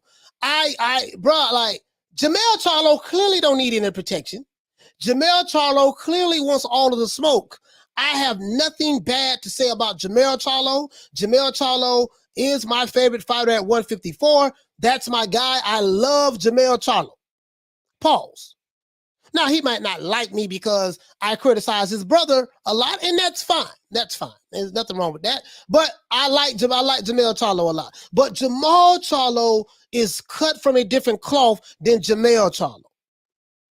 That's all I'm saying. That's all I'm saying. Look, Green IP, he say being a showboating, that may go slightly wrong. Don't believe their own hype, delusional. Yeah, that's all I'm saying. That's all I'm saying. And she said his weight division. And Thomas Jones, check this out. If 160, if the middleweight is 160 is your weight division, you know how you prove that? You prove it by fighting the other champions and taking their belts. You see what I'm saying? Teo media's dream, but the boxers don't respect him no more. His ego got way too big, dog. Like, bro, this is ridiculous. I don't get it. Mervyn Johnson says, I don't think he's training hard anymore. I think Kambosos is ready. Yeah, you know what? That fight might not be easier than we, you know what I mean? Than we think it's going to be, guys. That fight might not be as easy as we think it's going to be.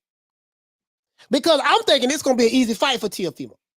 I'm thinking that's going to be an easy fight for Teofimo Lopez. I'm thinking that Teofimo just going to run through this guy. I might be wrong, though. I might be wrong though. I'm saying, so when they tell me that, bro, I just don't. I'm getting mixed signals. Two twins, two different mentalities. One guy has wants to fight, wants all the smoke, wants to fight all the champions, and he clearly told Al Heyman, "Listen, Al, I do not want to be on the PBC Witness Protection Program. I want to fight all of the champions. I want to fight all of the champions." So he clearly did not tell Al that.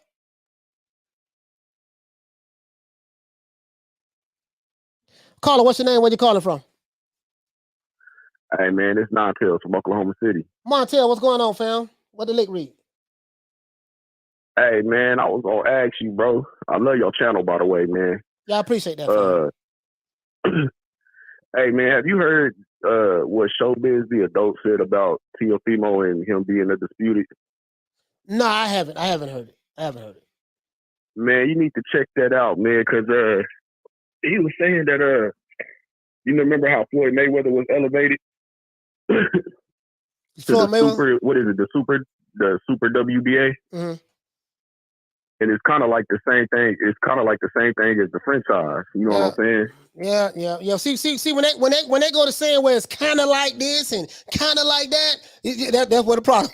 Go ahead, brother. I haven't seen what Showbiz have said. I mean, I'm with you though. I feel like he needs to go ahead and fight Haney. I mean, even if he was undisputed, I still would want to fight Haney anyway. You know what I'm saying? But so what they're gonna have to prove to me is, I haven't heard Showbiz, but what they're gonna have to prove to me is this.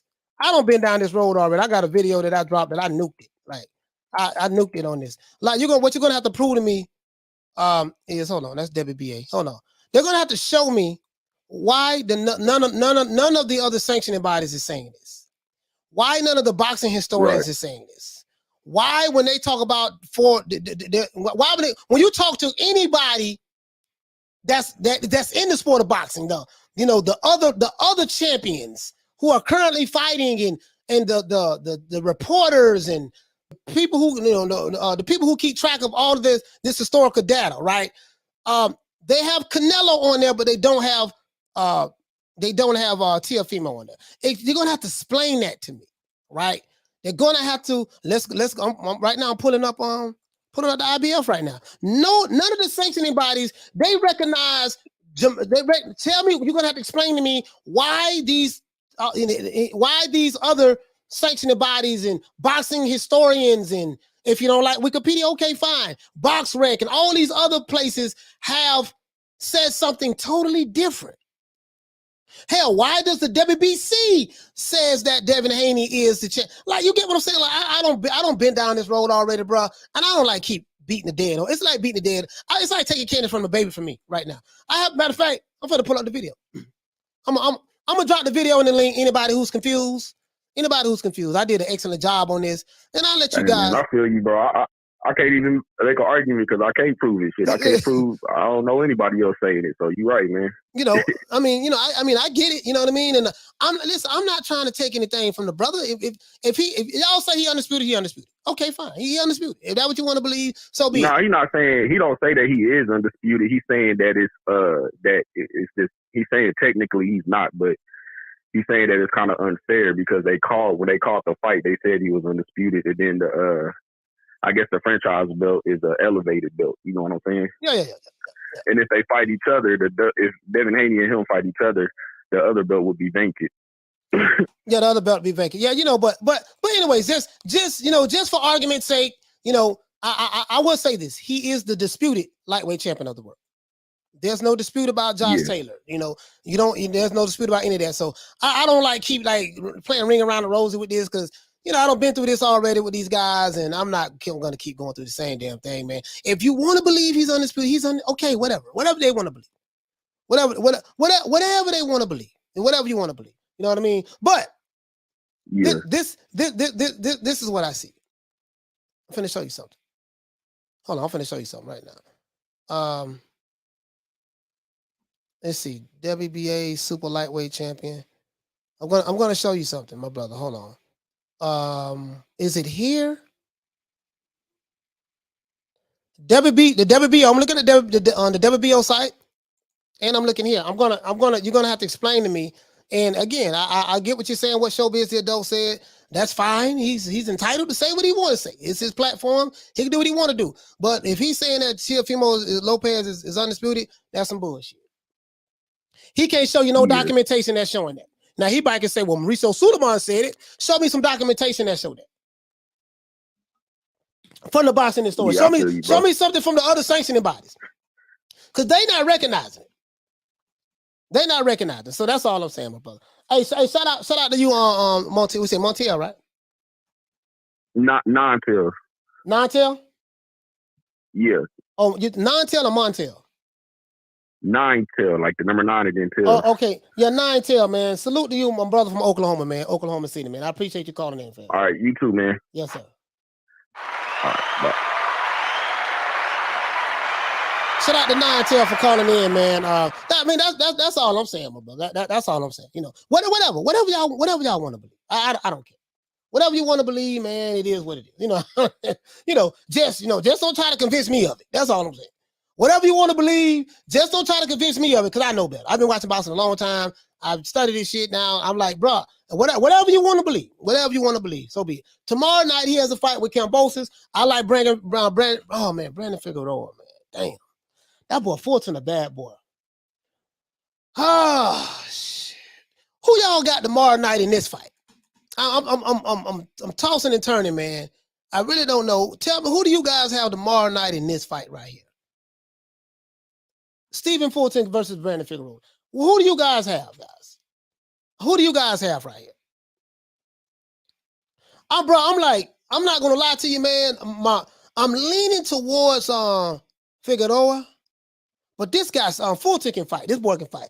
I'm just leaning towards Figueroa because he you know, that pressure. He's gonna keep coming with that pressure. He's relentless. You see what I'm saying? I mean, I don't know who y'all got. He says Fulton. Okay, Fulton. All right.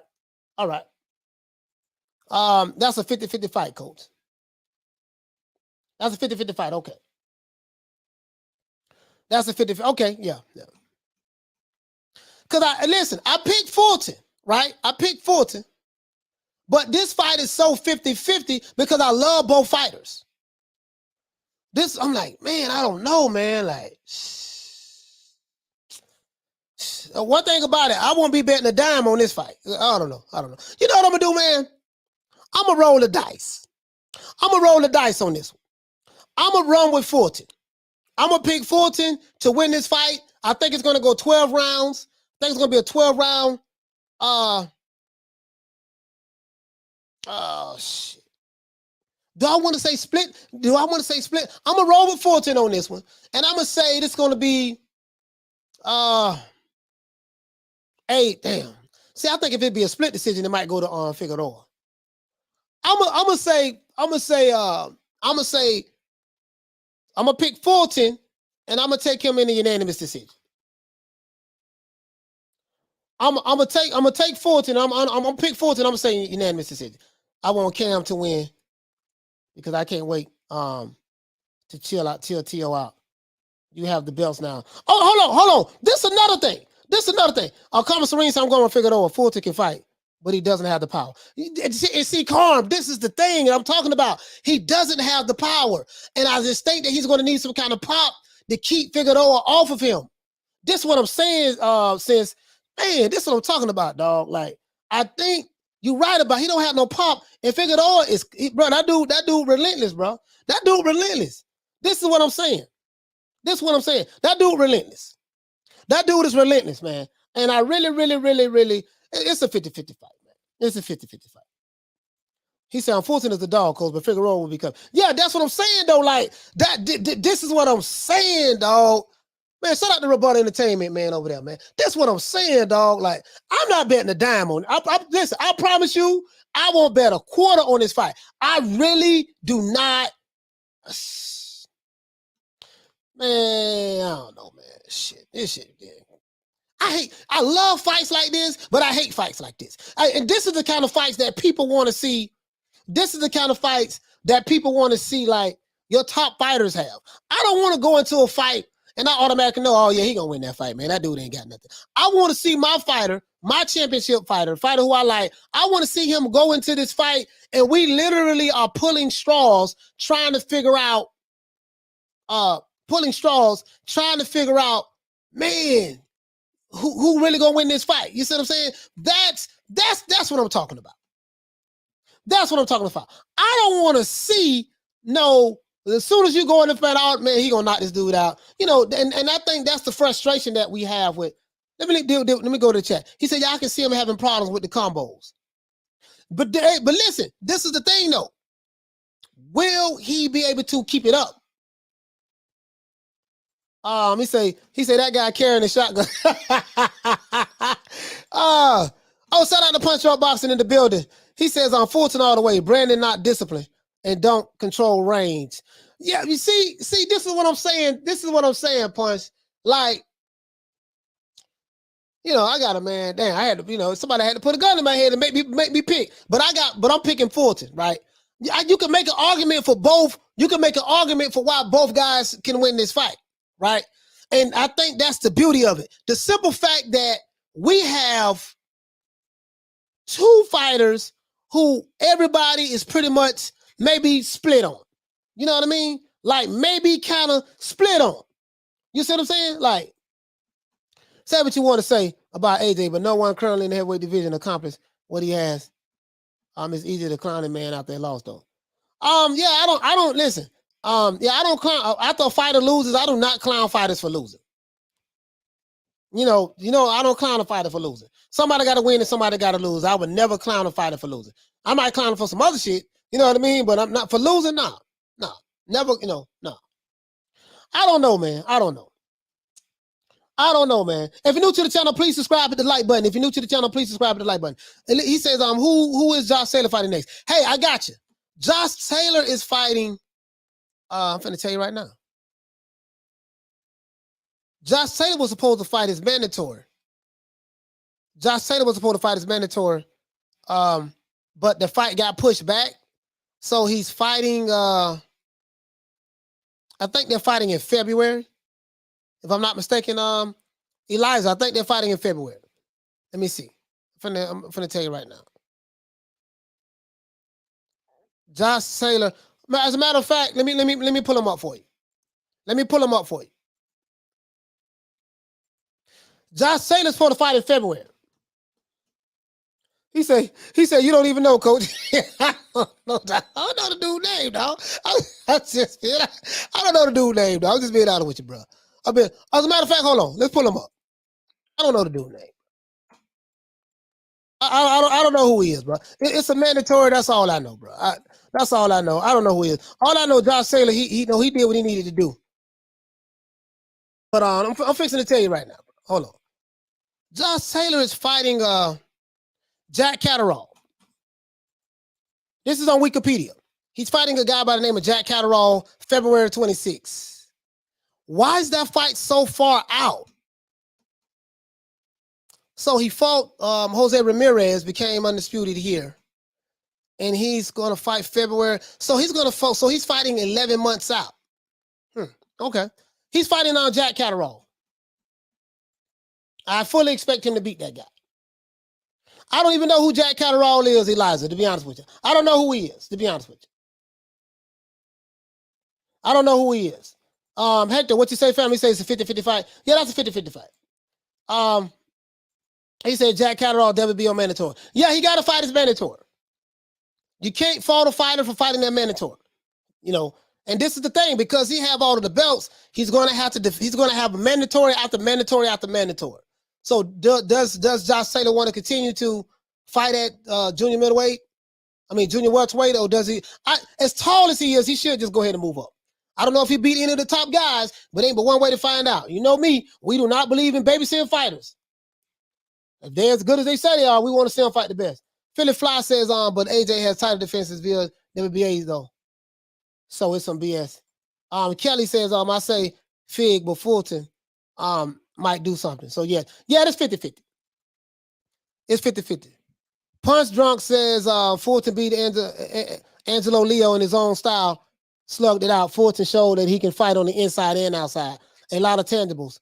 for it to been sparring Boots Ennis for this count. Woo! That's a hell of a one now. We got another call calling in, guys. Another call coming in. Caller, what's your name? Where you calling from, fam? John Doe. John Doe, what's going on, fam? What up? What's going on? Well, what you want to Hey, talk I about? just want to talk about this Teo Lopez and Where you calling from? Where you calling from? the whole Cambosis. I'm calling from Detroit, Michigan. All right, D-Town in the building. Hey, Detroit, but them boys out of Detroit, boy. Listen, those Detroit fighters, woo, gonna have your hands full coming out of anything from Detroit, boy. Them boys can fight. Go ahead. Okay, so look, I feel like Cambosis was a cherry pick because Teofimo could have used the franchise title to fight Devin Haney at any time, correct? I don't, man, I'm gonna be honest with you, brother. I have no idea how the franchise belt works. I don't know what you can and can't do. I'm gonna tell you why. Because Mauricio Sulaiman, it seems to me that these guys are changing, whatever Mauricio Sulaiman says you can do at that day and time, that's what it is. So, there's nothing set in stone, bro. 1 minute you can't transfer hands. Next minute you got to do this and do that. So I don't know what the hell going on with the WBC, to be honest with you. But go ahead. Sorry about that.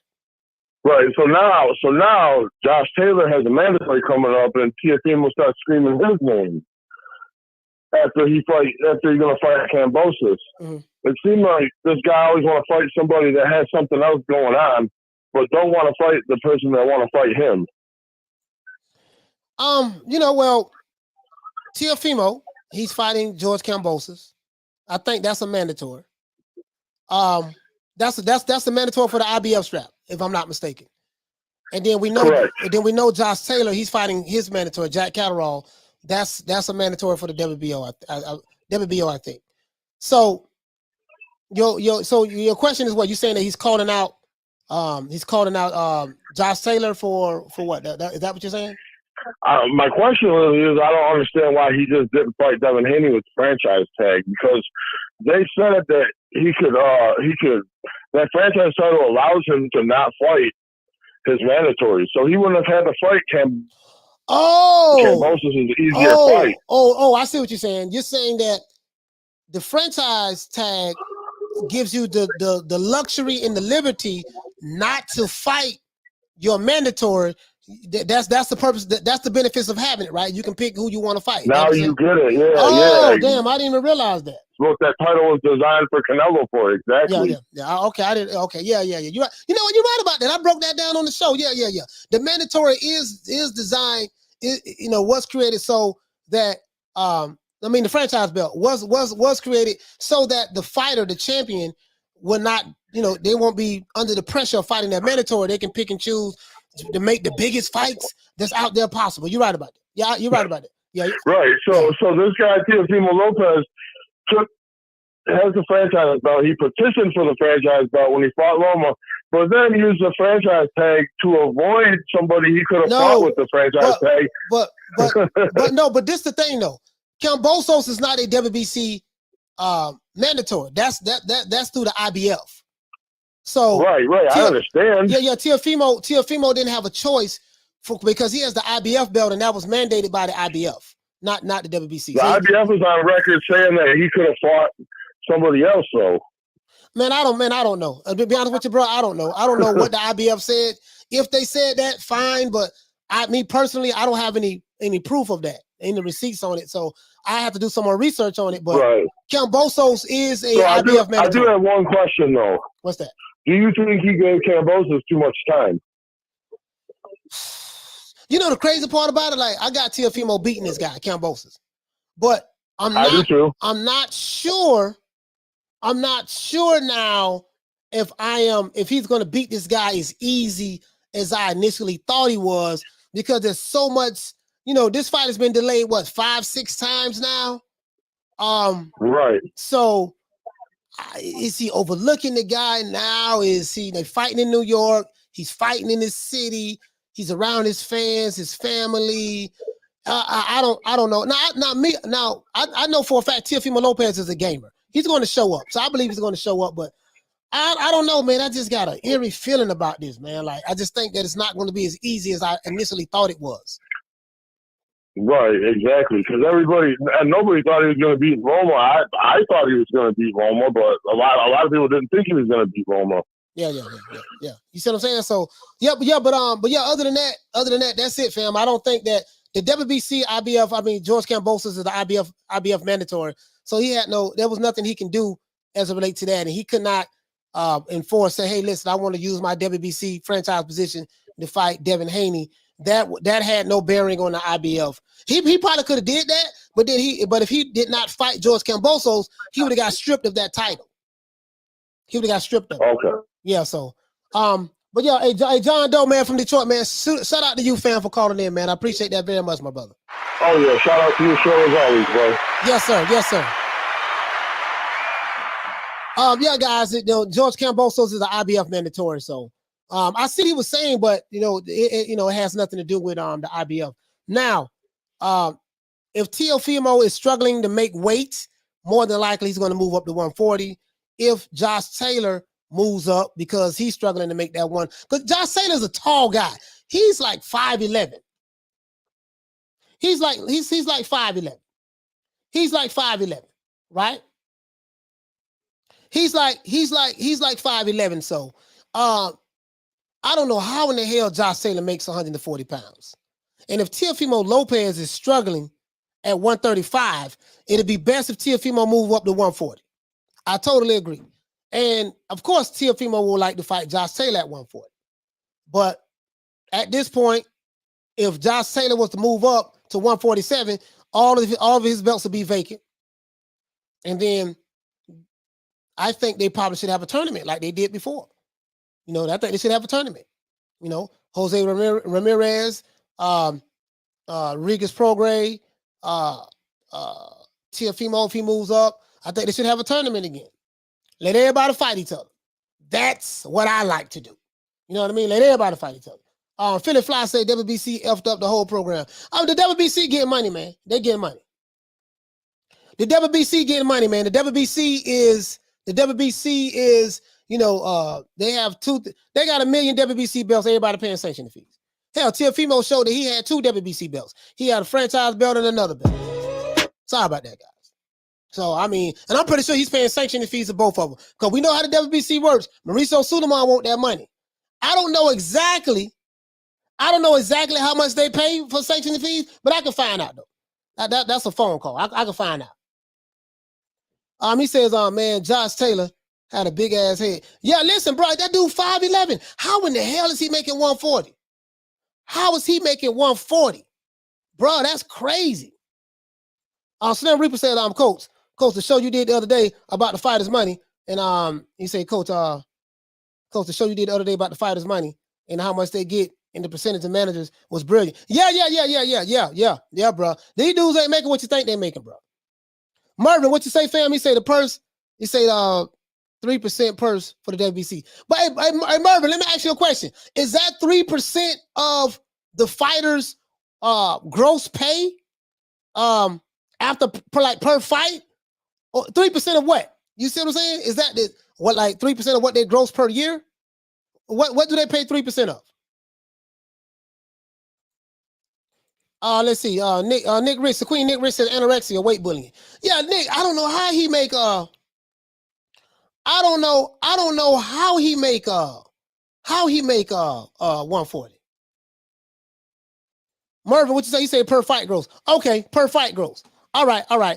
Thank you for answering that question. So if a fighter fights 3 times a year, he's going to have to pay 3% of his per. Man, that's a lot. Damn, bro. Shit. So it'll benefit the WBC perfectly to have a champion that just these sanctioning bodies. Let's say you got a big fish like a Canelo. You want to make sure he keep that WBC belt and fight to defend it because you're going to get a big percentage of what he makes. 3% of what he making is a whole lot better than someone else. You know what I mean? He said Josh Taylor said he could fight his whole career at 140 in the interview. Yeah, I wonder what his walk around weight is. He said I'm pretty sure 3% of the gross purse.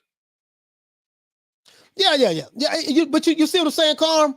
Like, if a fighter fights, I'm thinking it has to be for the year, but I'll find out to make sure. He said 9%, 3 fights. Okay, I got you. Shaka said, he said, the fight on ESPN Plus about to be lit. He says, how does Boots make 147? Yeah, how does he make 147? And how does Virgil Ortiz make 147? And they make that weight, they don't look like they're starving or none of that. They make that weight pretty, I'm not saying easy, but you get what I'm saying. How do they make 147?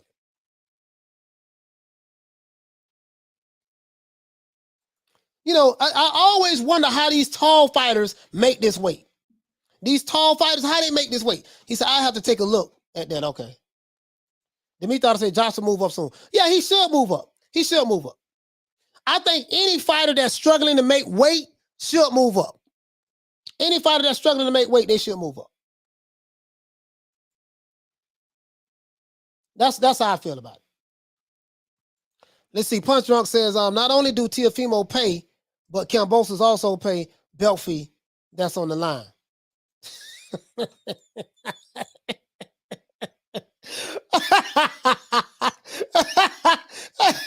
But I got there, boy, Mauricio Suleiman, but before him, it was Jose Suleiman. Josh walks around at like 175, 180 is what he said. Damn, bro. So this guy cutting 40 pounds, 35, 40 pounds? He say, now you understand why Floyd always complain about the sanctioning fees and can care less about hold the belt. Exactly. Damien, you hit the nail right on the head. Floyd would drop a belt in a minute. Floyd Mayweather didn't give a damn about no belt. He'll win the belt and drop it. Because his brand, the Floyd Mayweather brand, was so much more bigger than the belt. The belt didn't make him, he made the belt. The belt didn't make him, he made the belt. That's what you're right about that. Damon, I remember that. The politics of having a belt is at an all-time high. The politics of having a belt is at an all-time high. Bro, that's crazy. That's crazy. The politics of having a belt. This is why Floyd used to always drop those belts. You're right about that. Alan R says 40-pound swing is not good on the regular. No, I'm just saying, bro, like, that's why, yeah, he need to go to 147. He said, do you think Broner and Porter should have retired at the top of their boxing career? You know, the problem is you didn't really know what was the top of Porter's career yet until after he just fought Crawford, right? And we didn't really know. And then Adrian Broner, he just started getting in all kind of trouble, not taking the game seriously. After he lost to after Marcos Maidana fight King Kumal, we don't know. Something happened to Adrian Broner. Something happened to Adrian Broner after the Marcos Maidana fight. And no one knew that he was going to go down this path that he went down. But I think a lot of people who's in his circle, to be fair, they might have had an idea because he was partying, drinking, balling. I got ice. I got a rollie. You know how they do it. You know how they do it. He said Gary Russell Jr. said that he's said the best at 130, 135. Houseway. I don't know if how can Gary Russell say he's the best at the weight division that he hasn't fought in? You see what I'm saying? How is he the best at a weight division that he hasn't fought in? You know my motto, when you tell me you the best, Tommy, when you tell me you the best, the only way we gonna find out, you're gonna have to fight the best. In that weight class. That's how this works in boxing. The only way we're gonna know this fighter is who you say he is, he's gonna have to fight it. So if Gary Russell moves up to 130, listen, if he move up to 130 and fight Shakur Stevenson, I got Shakur Stevenson beating the brakes off of Gary Russell Jr. I'm just being honest with you. I got love for Gary Russell Jr., and I know some of his fans may be upset with me, and I got a lot of love for Gary Russell Jr., but I don't have him beating Shakur Stevenson. So if he move up to 130, I seriously doubt that. But the only way I'm gonna find out for sure, they're gonna have to fight each other. That's my motto. I can sit here and play Monday morning quarterback all day. you know, this fighter, if he move up here, he gonna lose to this guy because this guy's clearly better than such and such. That's what I believe. That's what I think. But do I know that for sure? No. The only one I know for sure is what? These two guys are gonna have to fight each other. Again, when Crawford and Porter fought, quite a few people said that Porter was going to be the one to do A, B, C, and D. Some people like myself said that Crawford was going to be the one to do A, B, C, and D. But the only way we got clarity on the situation, they had to fight each other. Now we know, there's no doubt. When Teofimo fought Lomachenko, I picked Lomachenko to beat Teofimo. And I made arguments for, man, Lomachenko going to beat him, do A, B, C, and D. Guess what? The only way we would know who would win that fight, they had to fight each other. We found out that Teofimo was that guy, right? So, Jermall Charlo, same thing. Like, these guys got to fight each other. So, you know, Tyson Fury, why are they going to do A, B, C, and D? Only way we're going to find out, they had to fight each other. Alexander Usyk and Joshua. We make all kind of arguments for the fighter, but until they fight each other, guys, it's just hypotheticals. Philly Fly says Gary should shut me up then and stop moaning. Yeah, he should move up. Yeah, I don't know, man. I don't know. Alan R says, you don't play boxing, you don't talk boxing. No.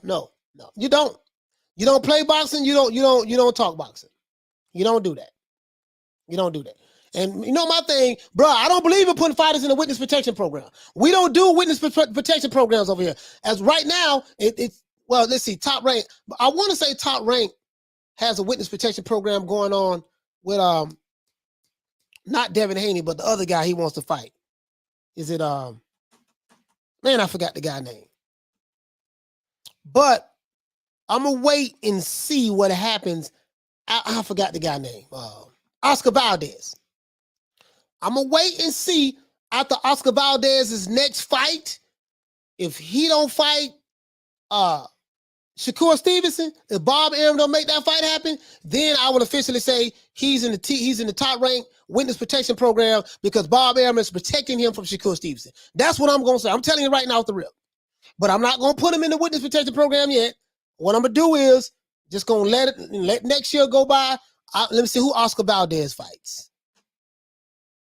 Let's see who he fights. Yeah, I don't want to be quick to throw him in there now. I don't want to be quick to throw these guys in there. But, Oscar, I feel like he should be fighting Shakur. Boy, that boy Shakur Stevenson a problem, bro. He's gonna be a problem.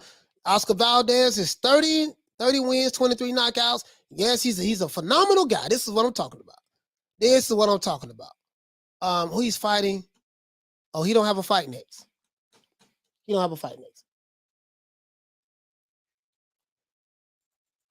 She said, get in the ring. Yeah. Exactly. That's what I'm talking about. D. Jones say Loma never gets his rematches. He never gets or gives. Well,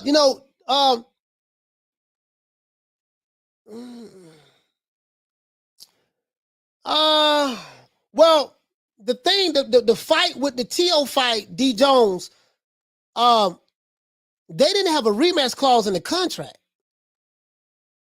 So, and I guess maybe that's how sure that Lomachenko was he was going to win the fight. They didn't have a rematch clause in the contract. So that was a mistake on him. Shout out to the queen, Kathy W. Hey, okay. She says, you're right, Coach. The only way we're going to know unless they fight. Yeah, they got to fight each other. That's the only way. I don't believe in. King KO says Oscar Valdez got a gift decision against Robson. Nick Rich says, I like the kid Shakur. Yeah, listen, that boy there's one of my favorite fighters, bro. Listen, Shakur Stevenson, well, I think very highly of that guy. Bro, like, I love that kid. That kid right there is something special. Oh, what's wrong with my yeah, that kid right there is something special. I love Shakur Stevenson. Let's see, Valdez and Navarrete next. Okay. All right. What I don't like is Bob Arum seemed like he's trying to get Shakur Stevenson to move up to 135 to fight Lomachenko. No. Shakur Stevenson just moved up to featherweight not too long ago, super featherweight. He wants to clean out the division. Let Shakur Stevenson clean out the division before he move up. I know Bob Arum thinks very highly of Lomachenko, and that's fine. But you don't need a guy from a lower weight division to move up. No. You got Lomachenko. He can fight Teofimo next or whatever. No, it don't work that way, Bob. Even though we know Bob Arum run a tight ship over there, just like Al Heyman does. But no. Lomachenko is on a tear right. He's on the warpath right now. He want to rematch Teofimo. Will that happen? I don't know. I don't think it will, especially if he talking about moving up. You say Loma is the one who didn't want the rematch clause. Yeah. He didn't get it. Yeah, that's true. That's why the champions, they always get a rematch clause because anything can happen. D. Jones said Shakur beats the brace off of Loma. Well, if he moves up, I would love to see that fight. I got my money on Shakur Stevenson. I got Shakur over anybody. I'm letting you know right now. I have Shakur Stevenson over anybody at 130. Well, he's not at 135 yet. If he move up to 135, somebody gonna have to beat that boy to make a believer out of me. I love Shakur Stevenson, bro. I've been following that dude since the Olympics. So. But I do want to see him. I do want to see him fight. He said Loma couldn't get the Salido rematch. Yeah. hey, Salido was like, man, damn that. Did he have a rematch clause in there though? King KO, did he have a rematch clause in there? If he didn't have a rematch clause in there, I don't know. Tommy says, Bob be trying to defeat his black fighters to the wolves. Hey, listen. Hey, check this out. Hey, Tommy Bermudez. Mess around. He trying to feed his black fighters to the wolves. He might be sending a wolf to the wolf. Listen, doggone Shakur Stevenson ain't no light touch for nobody. Bro, I'm gonna tell you something. If Lomachenko and Shakur Stevenson fight each other, I'm telling you that shit, it's gonna be something else. It's gonna be that shit ain't gonna be no cakewalk for Lomachenko. That boy the truth, man. That boy the truth. I'm telling you now. That boy is the truth. But I don't think that don't be trying to rush another guy to move up to 140, to move up to a weight class to fight Lomachenko. Lomachenko want to fight Teofimo. He want to get his belts back. He says Teo could have fought Haney. Unification trumps mandatory. Hey man, it is what it is, man.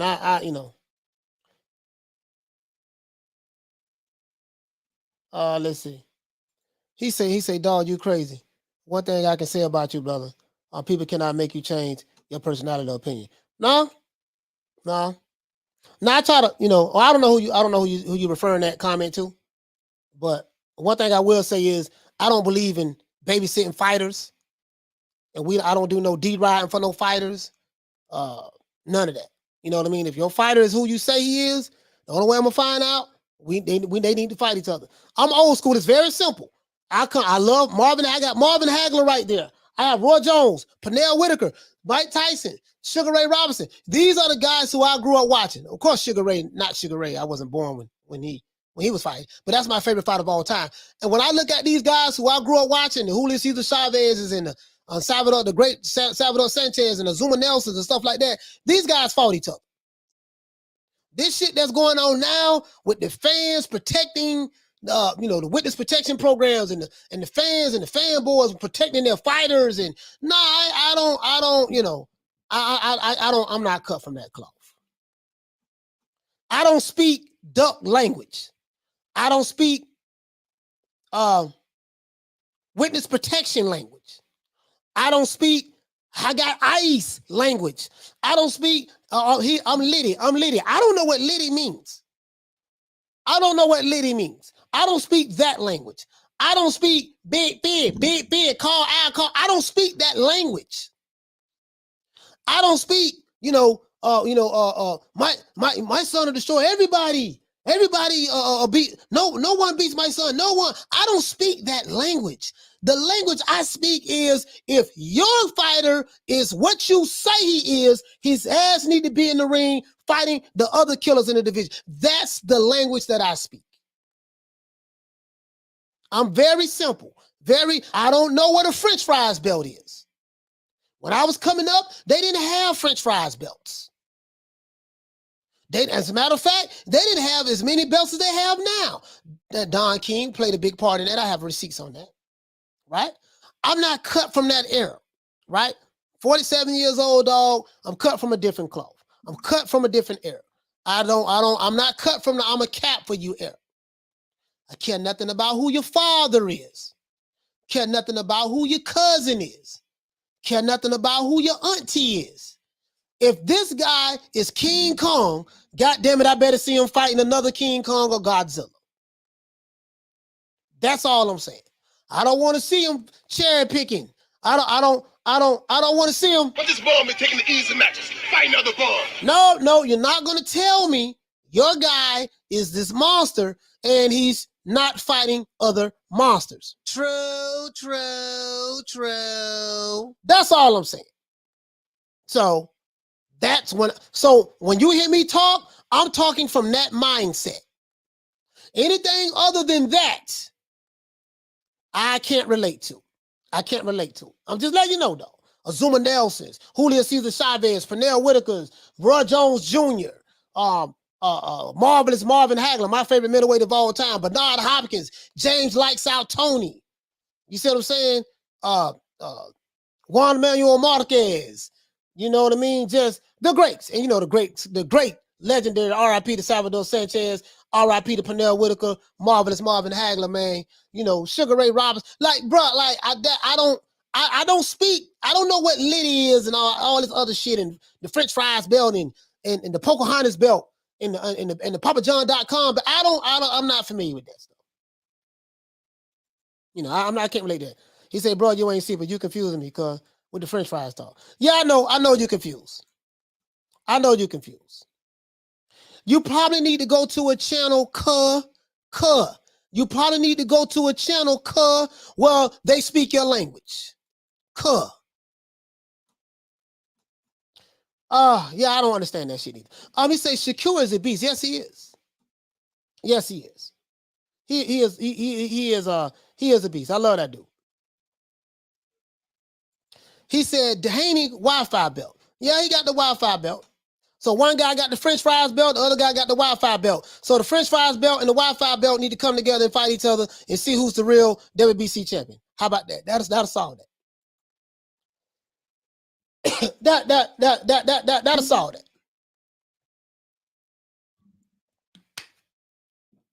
Other than that, that's it. Shout out to everybody who joined the show.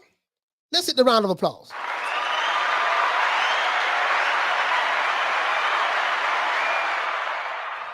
And to all of the fathers out there who are trying to live your life vicariously through your sons, know this: the T Diddies, the B Diddies, all of the Diddies. Guess what? I get it. You want to be all in the videos, singing, dancing, answering all the questions. If you're a fighter and you just want to fight and you don't want your daddy all in the videos, singing, dancing, hogging at the microphone, come over to Death Row. Come side with Death Row, man. Other than that, that's it. Let's do this OJ Jew-Man style. Shout out to everyone who's listening to this podcast on Amazon Music and Spotify. Shout out to everyone who's listening on Facebook, Twitter, and shout out to everyone around the world who's listening to this podcast. We are growing and the analytics show it. Other than that, let's do this OJ the Jew-Man style. Shout out to Alan R. Okay. Shout out to the Queen Nick Rich, who was here as well. Okay. Shout out to the Queen Karma Serene. Okay. Shout out to Kelly. Kelly was here as well. Okay. Shout out to the Queen Lisa Bells. Much appreciated, Queen. Okay. Shout out to Kathy W. and Queen Bless 365. And just all of the women who have showed up. We always show respect to the women. You know me. We hold the women in high regard over here. We protect, we defend the women and the children. You can say whatever you want to say about me. It's no problem. I'm not offended. Trust me. I can defend myself very well. You know, we had to gift the gab, so it's good. But we protect the women and the children, and I'm a firm believer in that. We don't disrespect neither. Shout out to John Doe. What up, Doe? Okay. Shout out to Alan R. What's going on, fam? Shout out to Demeter. Okay. Shout out to Graham Taylor in the building. Shout out to D. Jones. Shout out to Paul Evans, and shout out to Ava. Shout out to Mr. Right UK. Let's give a shout out to everyone who called in today. Shout out to Maestro Boxing who called in. Shout out to Major Key Boxing who called in twice. Shout out to Troy Graham that was in the building. Shout out to A-Tail from Oklahoma City. Shout out to John Doe from Detroit. Shout out to all you guys, man. Much appreciated. Shout out to Rider of the Storm. Shout out to King Kumal. Shout out to D Jones. Shout out to Alan R. Shout out to Ghost. Are you Ghost from Power? Are you Amari Hardwick? That's what I want to know. Are you Ghost from Power? We need him to come back to the show. I'm not messing with Tariq. I'm not effing with Tariq. I don't like him because he killed Ghost. Shout out to the Teofimo fanboy here. I think shout out to you, fam. We don't do fanboying over here, my brother. Hold on, let me take that. If you are a fanboy of Teofimo Lopez, my brother Choco, this is not the channel for you. You probably need to go to the pro Teofimo channel. This is not the one for you, my brother. If you're a fanboy, we don't do fanboys over here. I hate fanboys with a passion. But if you're not a fanboy, you're more than welcome. If you are and you get offended, hey, this is not the spot for you, man. You might want to get off the block. Shout out to Tommy Bermudez. Shout out to Pat's Nation. Shout out to Paulo Tomas. Shout out to Dimitar. Shout out to Boxing Truth Serum. Shout out to Kenneth Brooks. Shout out to Tone. Shout out to Philly Fly. Shout out to Tommy Bermudez. Shout out to Mervin Johnson. Mervin. Shout out to Eliza Feliciano. Shout out to my brother Charlo. Shout out to Harleen that was here in the building as well. Shout out to Louie. What's going on, Louie? Shout out to King Kumal. What's going on, bro? Shout out to Alan R. Shout out to Slim Reaper. Shout out to Salome. Shout out to El Bohemio. What's going on, fam? Shout out to Rob Rib Shows. Shout out to Kush, the greatest. Shout out to the Rebuttal Entertainment. I'm looking down the line. Whatever I see here, I'm giving a shout out to, guys. So if I don't say your name, I didn't see it. Please do not get offended. Don't take it personal. Shout out to Big J. Shout out to Blitz Bane. Shout out to, I'm going down the line. Shout out to Derek Curry. I didn't go all the way to the top. It's just too many names. Shout out to the Queen Nick Rich once again. Shout out to, let's see. I'm reading your comment, Tommy. Tommy, you're funny. You say how when Blue do his intros. Yeah, Blue got some long ass intros. So, 2 division world champion, mansion buying, limousine riding, champagne drinking, caviar eating, 140-pound superstar sensation, Rolex wearing, Jacob the jeweler, diamonds put in the watch, champion, Jermall Charlo says, yeah, damn, Blue funny as hell, man. Shout out to Blue. Shout out to Blitz Bane. Shout out to Ring IQ Boxing, man. My main man Julius, man. I love that brother there, man. Ring IQ Boxing. Shout out to my brother Shelton Moore as well, man. Shout out to Steve Kim as well. My brother Steve Kim. Shout out to Steve Kim as well. Jay Mills. Shout out to Naponi Loke. Shout out to Graham Taylor, AV Sounds. Shout out to, who else we have? Rob Rib Shows with the Lick Reed, Kenneth Brooks. Oh, yeah, the Queen Arlette. I forgot all about the Queen Arlette. How I forgot about her?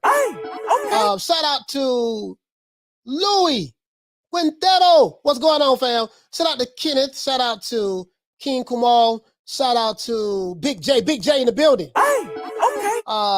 Pony Loke with the gun emojis. Let's see. Shout out to Slim Reaper, Food Revolution. Let's see. Yeah, man, I'm mad at Tariq, man. Oh man, nigga should kill Ghost, man. I didn't like that. Oh yeah, shout out to Lady Shan. He says the Lady Shan vlogging. I don't know. I have no idea. I have no idea, my brother. Shout out to who else we have? Slim Reaper. Memphis 10 in the building. I forgot all about you, fam. Shout out to Memphis 10, man. I'm glad you posted again. That's me. That's me, baby. Shout out to you, fam. Shout out to Mr. Right UK. Oh, yeah, shout out to my brother Philly Fly as well. Peter Varnas. Shout out to Bruce Golds, who was here as well. Kelly Boxing. Shout out to you, fam. Shout out to you, fam. He said, Coach, you and Ring IQ are the only two worth listening to. I mean, there's a lot of other guys that got good content. It just depends on what your taste is. You know, we don't do the chitlin. I don't do the chitlin circuit over here. You ain't got to worry about getting cursed out.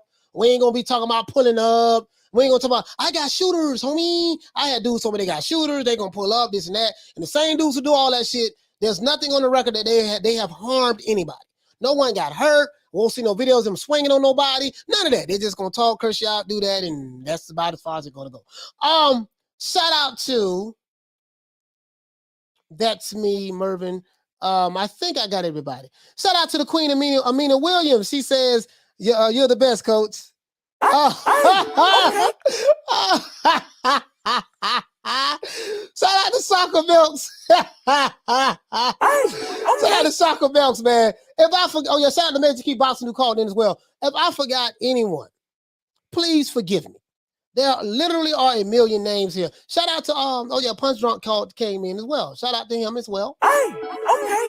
Graham Taylor and anyone that I might have forgotten. D Jones. Let's see. Philip Fly. Who else we have? Lil Green Eyes P. Matthew Humby. Sorry about that. Easy Dimes. And I think that's it. Once again, it's about Coach Malachi Williams. See you guys tomorrow, 3 o'clock Eastern Standard Time. We're going to get it in tomorrow, man. We're going to get it in tomorrow. Don't meet me there, beat me there. If you're new to the channel, please subscribe, hit the like button. If you're new to the channel, please subscribe, hit the like button. Phone lines will be open every day. Anybody want to call in? You can call in. Phone lines will be open 7 days, 7 days a week. I can promise you that. Anybody want to call in? Call in. And speak your piece. We're going to talk boxing, okay? Other than that, that's it. It's our boy, Coach Malachi Williams, signing out. New Media Today, USA. See you guys tomorrow, 3 o'clock Eastern Standard Time. Don't meet me there, beat me there. Peace. Man, I'm out of here, bro. Let's go.